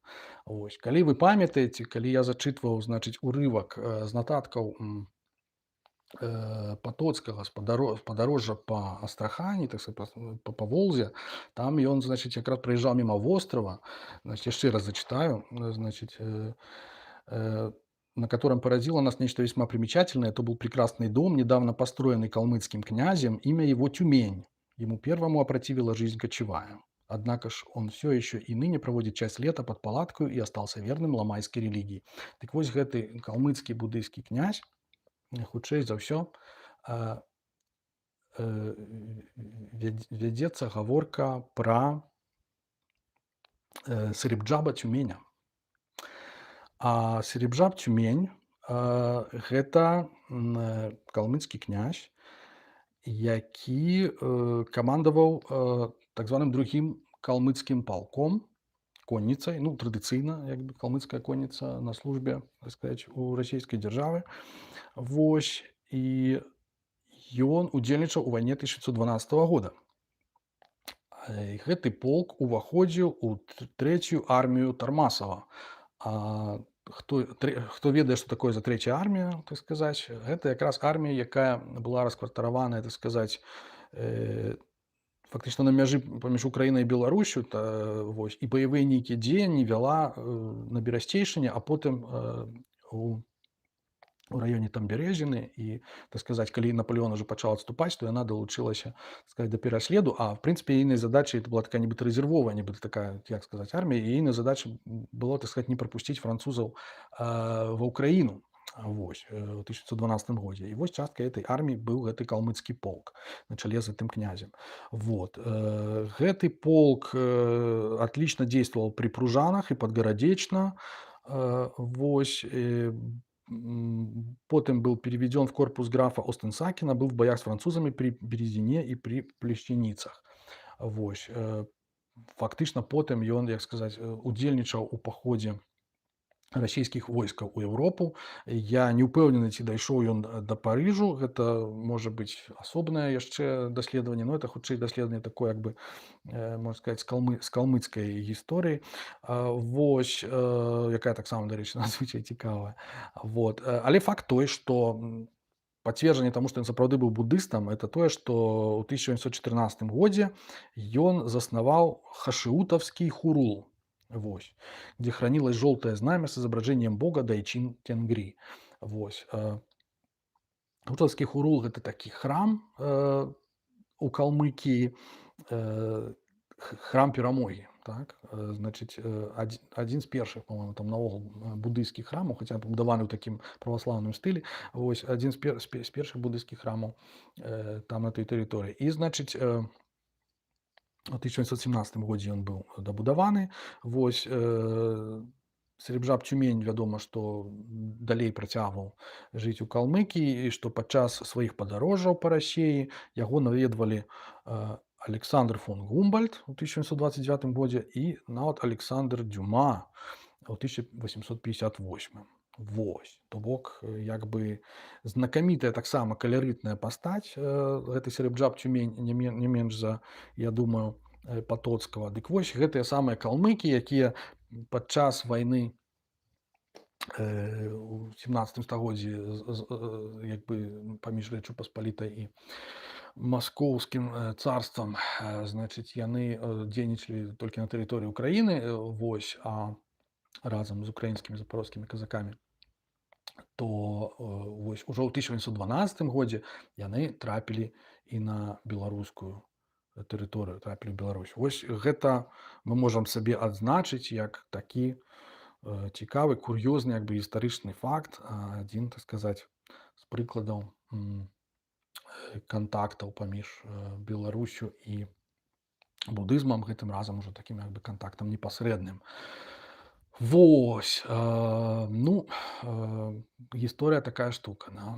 То бок людзі так сутыкаюцца, узброеныя фармаванні, да? Прыходзяць адзін да аднаго ў госці, але не заўсёды. Вот. Часам это могуць быць і місіянеры.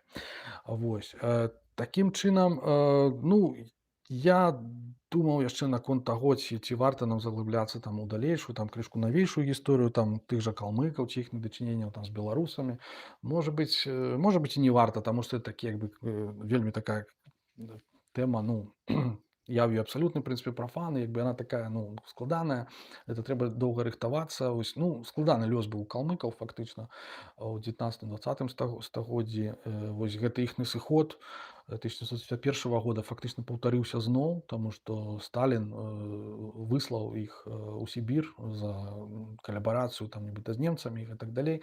Вось, адным словам, шмат трагічнага, вось, але і шмат цікавага. Вось, трагічна таксама тое, што вось гэтыя народы імперыі расійскай, яны, так сказаць, традыцыйна, вось, просто як у этой кнізе этого Георгія, нямецкага навукоўца, яны просто захоўваюць сваю як бы лаяльнасць да расійскай імперыі і у тым ліку удзельнічаюць у гэтых войнах агрэсіўных і несправядлівых, якія вядуцца і сёння. То бок дзесьці я там вычытаў, што вось гэты сцяг этого Серебджаба Тюменя, так, пад якім ён змагаўся, значыць, з Наполеонам, што вот якраз там сёння нейкія энтузіясты, так сказаць, аднаўляюць і нават пад гэта падводзяць, ну, будызм, там традыцыйныя абрады свае, так сказаць. Ну, крышачку забываюцца, што ў прынцыпе гэты сцяг этого Дайчына Тенгри, што ў прынцыпе гэта не буддыйскі як бы персанаж першапачаткова, то бок Будда Шакьямуні не ведаў, хто це такі, як не ведаюць і бальшыня буддыстаў. Это фактычна просто герой як бы мангольскай ці ойрацкай як бы калмыцкай гісторыі. Вось нейкі легендарны цар, які, так сказаць, лічыцца там ахоўнікам калмыкаў. Вось, і ён такі як часта абагаўляюць гістарычных персанажаў, вось там легендарных персанажаў, калі нейкая рэлігія з мясцовымі традыцыямі перамешваецца, вось гэтак ён там узнік, так сказаць, у яго як бы ну не буддыйскае паходжанне. Вось, тым не менш это ўсё у рамках вось гэтага, скажем так, такого традыцыйнага буддызма, вось, які вельмі перамешаны з традыцыямі да буддыйскімі, якія існуюць, так сказаць, у Азіі, у розных народаў. Вось у рамках гэтага буддызма вось яны, так сказаць, нейкім чынам нейкія рытуалы праводзяць у сувязі вось з гэтымі сцягамі, так сказаць, ваеннымі і гэтак далей. Это всё, канешне, чытаць даволі як бы непрыемна, але ў прынцыпе это ўсё зразумела, таму што, ну, мы бачым, які лёс, так сказаць, іншых зноў жа народаў, паўтаруся, чэчэнцаў тых жа.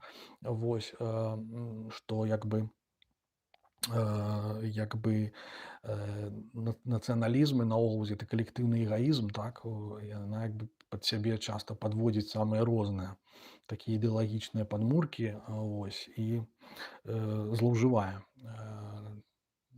вельмі часта і рэлігія ў тым ліку, вось, для того, каб нейкім чынам апраўдаць вось гэтую тоеснасць сваю, гэты калектыўны эгаізм. Вось, так сказаць, я думаю, што наша задача, як, в прынцыпе, любога чалавека, там, інтэлектуала, але буддыста ў тым ліку, это задача ў тым, каб гэтыя міты як бы ставіць пад сумнеў, як мінімум, калі гэта магчыма. Вось. Ну і самім пажадана як бы не падупадаць уплыву мітаў, калі просто ведаць іхнае месца, што называецца. Вось. Закончым мы, напэўна, крышачку сумна, таму што зноў жа вайна з Напалеонам скончылася, і неўзабаве скончыў жыццё самагубствам Ян Патоцкі. Вось. У 1815 годзе ўсяго ва ўзросце 54 гадоў. Вось. Нібыта, так сказаць, як пішуць, там это было самагубства ад меланхоліі. Вось, так не дапісаўшы свайго раману. І як бы, што сказаць, як бы дзіўна, што як бы у яго так было такое цікавае жыццё, і ён столькі ўсяго ведаў, падарожнічаў і так далей, тым не менш як бы пакутаваў ад меланхоліі. Вось. Ну, можна было б там, так сказаць, я не ведаю, там у духу якога-небудзь такого камерцыйнага аўтара, там Дэна Брауна, да, там можна было б это напісаць пра яго такую кніжку, што вот там ягоная смерць была там нездарма, там і што-небудзь там звязаць вось гэтай з гісторыяй з езуітамі, там падарожжа ў Кітай, там буддызм Калмыкіі, там вот это все як бы весь гэты замес, я думаю, што это даволі удзячны матэрыял для мастацкай літаратуры. Вось. Ну, я сам наўрад ці здольны быў бы напісаць штось цікавае, але можа быць нас глядзіць хто-небудзь, у каго да гэтага больш схільнасці, больш талентаў. Вось.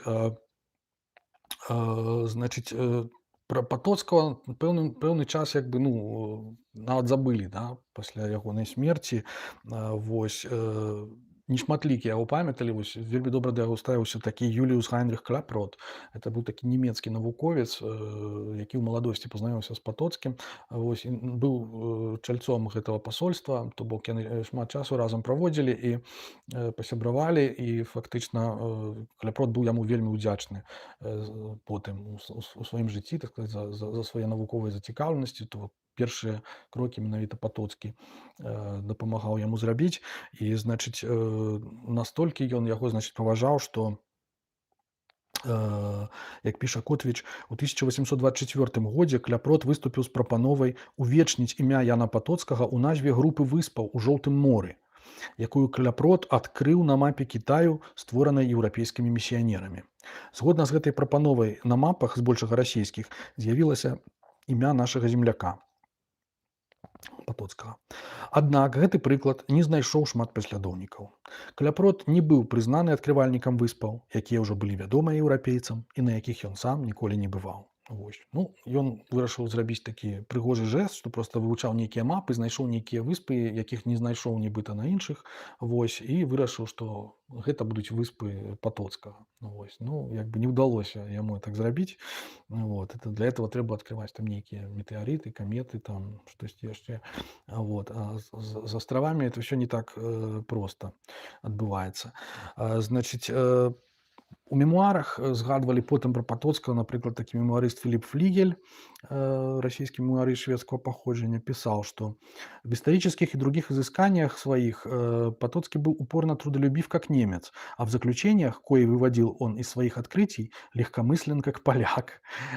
Неутомимое его упражнение, беспрестанное напряжение умственных сил вместе с игривостью самого живого воображения, кажется, были несколько вредны для его рассудка. Ось, то бок зноў жа вот эта тэорія, што это меланхолія, якая прывяла яго як бы да самагубства. Ну, фактычна, як бы, калі пачытаць вось ягоны раман, ты рукапіс знойдзены ў Сарагосе, то як бы, ну, сапраўды можна прыйсці да высновы, што ён быў вельмі чалавекам, як бы, ну, як мінімум неардынарным і з такім вельмі развітым уяўленнем і такой здольнасцю да фабуляцыі і наогул, як бы, ну,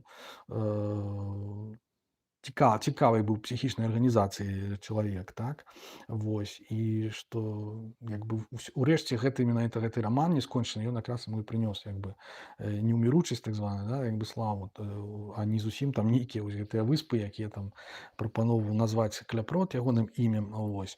То бок лёс рамана таксама такі вельмі быў няпросты, што фактычна арыгінальны рукапіс быў страчаны. Вось. Ён быў вядомы толькі па кавалках, якія ён паспеў публікаваць пры жыцці этих французскіх. Вось. Але гэты арыгінальны рукапіс быў у свой час у Парыжы у Эдмунда Хаецкага, такого польскага эмігранта, польска-французскага пісьменніка, журналіста, вось, які той пераклаў на польскую цалкам і апублікаваў толькі ў 1847 годзе. Вось. Тады, калі эта кніжка выйшла, і потым ужо з этой польскай версіі была перакладзеная, то просто яна выклікала такі вялікі фурор тым, што вот яна была напісаная ўжо як бы так даўно, а ў прынцыпе гэта такая квінтэсенцыя, сказаць, романтызму, так. Вось. І Цвітан Тодораў, напрыклад, разбірае яе ў сваіх так знакамітых уводзінах у фантастычную літаратуру. Вось, там просто захапленне ад Патоцкага. Вось, я свой час таксама чытаў, што это заварожвае як усе гэтыя ўсходнія гісторыі. Вось, раю абавязкова пачытаць. Хаця там дзеянне адбываецца, ў прынцыпе, ў Гішпаніі в асноўным, прычым такой Гішпаніі там яшчэ са слядамі, так сказаць, маўраў, вось, ісламскай культуры, вось, элементы так званага пікарэскнага ці прыдзісвецкага рамана, так, там, значит, такі любоўныя гісторыі цікавыя. А вот адна ў адной, знаеш, гэтай аповеды бліскуча. Просто таксама вельмі раю паглядзець фільм Войцеха Гаса 65-го года, які таксама такі называецца, польскі фільм. Рукапіс знойдзены ў Сарагосе. Вот. Быў культавы ў 60-х годах у свой час, так сказаць. Все там ад яго фанацелі, там Луіс Бунюэль і іншыя. Вось, сапраўды вельмі класны фільм, вельмі такі весёлы, смешны, як бы іранічна зняты. Вот. Адным словам, як бы вось такая была асоба нашага графа Патоцкага, аднаго з першых як бы людзей, які з былой, так сказаць, Рэчы Паспалітай, які цікавіўся ўсходам, цікавіўся у тым ліку будысцкай культурай, пакінуў пасля сябе нейкія нататкі пра гэта. Вось, падарожнічаў у той бок, быў у Манголіі, да Кітаю, на жаль, не даехаў. Вось, вось это ягоны рукапіс. Яшчэ трэба дадаць, што я калі там выбіраў назву для першай сваёй кніжкі прозы, то апавяданняў, то фактычна вот назваў яе «Ліст, знойдзены на папялішчы», менавіта пад уплывам, так сказаць, рукапісу, знойдзенага ў Сарагосе Патоцкага. Так, вот Амадэй піша за падсказку о фільме «Спасибо». Да, абавязкова паглядзіце, чароўны фільм, ён ёсць і на Ютубе, ёсць цалкам. Вось, по-моему, там з ангельскімі субтытрамі, але я думаю, што не праблема нам зразумець польскую мову. Вось. Ну і, напэўна, значыць, скончыць ужо гэты такі зноў даволі даўгаваты выступ трэба тым, што недзе за год да смерці Патоцкага, то бок у 1814 годзе, і праз 2 гады пасля з'яўлення, значыць, першых будыстаў, калмыкаў, так сказаць, на беларускай тэрыторыі, у Копысе у 1914 годзе выходзіць кніга, дзе ўжо адкрытым тэкстам згадваецца Далай-лама і будызм. Вось. Што гэта за кніга, хто яе выдаў, хто яе напісаў, на якой мове яна выходзіць. Гэта ўсё мы, я думаю, наступным разам, ці можа быць не наступным, а іншым разам, можа быць, праз наступным, пабачым. Вось, як это будзе. Бачыце, ўсё такое непрадказальнае, мы это ўсё разгледзім. Вось, такім чынам я вам дзякую. Цяпер я пагляджу на тыя каментары, якія мне людзі пісалі падчас не так, татаро-монголы частенько делали набеги на Беларусь. Ёсць у мяне такое падазрэнне, што у часы набегаў на Беларусь якраз татаро-монголы не мелі ніякага дачынення да будызму. Наогул да монголаў будызм прыйшоў пазней, і спярша, так сказаць, яго прынялі мангольскія ўладары ў Кітаі. Вось. А вось усходнія вось гэтыя орды, заходнія маецца на ўвазе, якія былі на тэрыторыі вось там сярэдняй Азіі, там Расіі, гэтак далей, яны прынялі іслам. Вось. Але на момант, я ўпэўнены, што на момант, калі яны нападалі на тэрыторыю Русі, так сказаць, умоўна кажучы. Вось, яны былі, напэўна, паганцамі, всё-таки яшчэ шаманістамі, ці як ім сказаць. Так, расскажите, пожалуйста, про униатские церкви на территории Беларуси, кто и как их разорял и сравнял с землей, святого вешали, сжигали, может, в следующем стриме. Ну, это, відаць, напэўна, маецца на ўвазе ўжо это муравёўская это палітыка, так сказаць, зноў вяртання, так сказаць, праваслаўя на беларускую, напэўна, тэрыторыю, так. Ну, як бы зноў жа не спецыяліст і, так сказаць, паколькі это не мае, в прынцыпе, дачынення да будызму, то, в прынцыпе, я не буду, напэўна, пра гэта рабіць стрым, але добра, што вас гэта цікавіць, сапраўды як бы былі. Просто если сейчас заглянуть в современный учебник истории Беларуси, то складывается впечатление, что Беларусь появилась не тысячи лет назад, а в 94 году. Ну, так, я с вами згодны. Вось, Беларусь як краіна, яе там гісторыя сапраўды тысячагадовая, так сказаць. Ёсць яшчэ там асобна, не ведаю, гісторыя беларусаў, беларускай мовы, беларускай культуры. Это ўсё як бы надзвычай ўсё цікава.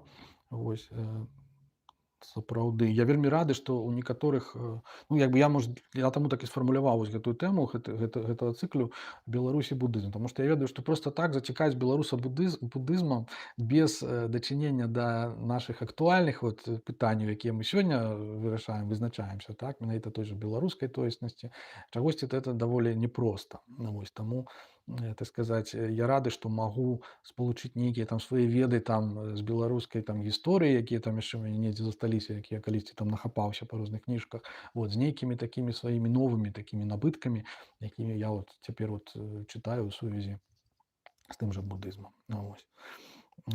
Интересная ситуация происходила с поволжскими немцами, высланными в Сибирь. Ну, так, безумоўна, безумоўна. Як бы, ну, слухайте, гісторыя немцаў наогул у Расіі гэта проста тэма сама па сабе. Абсалютна яе як бы не валодаю этой тэмай, але ведаю людзей, якія маюць, так сказаць, паходжанне з гэтых так званых расійскіх немцаў. Сапраўды іх рэпрэсавалі, высылалі падчас другой сусветнай вайны. Таксама баяліся, што яны будуць як бы супрацоўнічаць з нацыстамі. Вот. Ну, гэта гісторыя пры Сталіне абсалютна на жаль, звычайная для многіх народаў. Многія народы сталі ахвярамі такога фактычна геноцида. Вось, што цікава, да сённяшняга дня ён прызнаецца у той жа Калмыкіі. Вось ёсць помнікі, і там і нават, здаецца, там нейкая расійская это дзяржаўная структура прыняла нейкі там не закон, а штось такое, па якім, значыць, геноцид калмыцкага народа асуджаецца ў часы другой сусветнай вайны. Вось. Пры тым, што пры Сталіне яны проста вот лічыліся калабарантамі і гэтак далей. А вот нейкі час былі адмянілі калмыцкую АССР і аднавілі толькі ў 58 годзе. Вот, уже пасля 20-го съезда. Так, за подсказку о фильме спасибо. Надо посмотреть. Поглядите обовязково. Так, Копысь, место известное. Так, Амадей, я ведаю, что Копысь место вядомае. Я ведаю, напэўна, нават на што вы тут намекаеце. Вот. Ну, мы будзем згадваць Копысь у іншай, так сказаць, сувязі, больш такой прыемнай для нас усіх. Так, значыць, ну што ж, вось нават і на пытанні паспеў адказаць. Такім чынам, сябры, я вам дзякую за ўвагу. Я дзякую спадару Амадею за тое, што ён прыйшоў і пакінуў свае водгукі, каментары. У нас звычайна людзі слухаюць моўчкі, некаторыя слухаюць там постфактум, ужо пасля стрыму далучаюцца і глядзяць. Вось, вельмі прыемна. Я просто таму кажу, што я як бы не зусім звыклы да такой вось як бы інтэракцыі, таму не адразу рэагую. Вось, але прыемна, што стрым цяпер выглядае як такі сапраўдны сур'ёзны стрым такіх беларускіх медыяў, калі там людзі прыходзяць там між сабою в асноўным там дыскутуюць нешта і стрым такі жыве, это вельмі прыемна.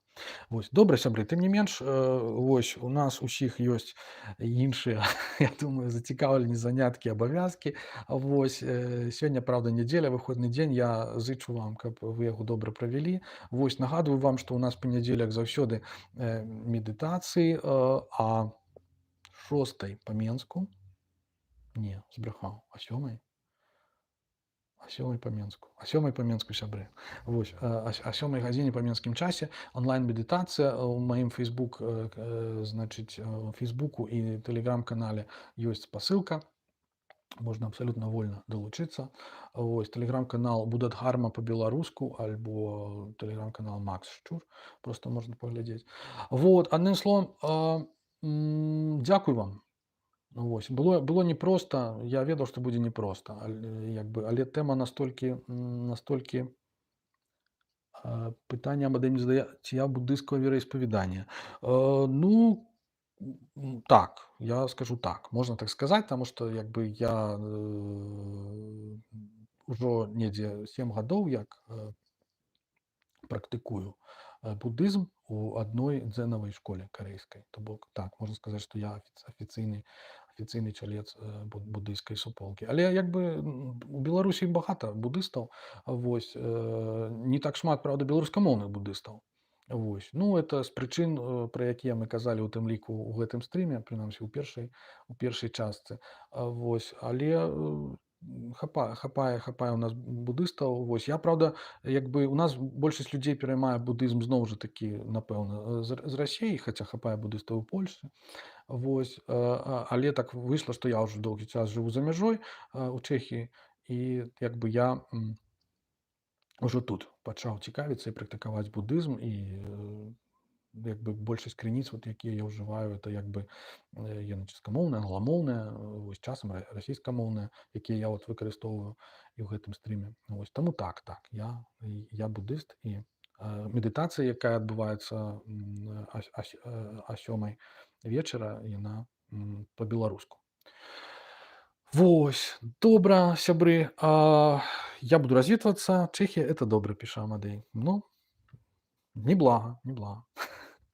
Вось, прыязджайце ў госці. Так, усяго вам добрага, добрай вам нядзелі. Вось, дзякуй за ўвагу.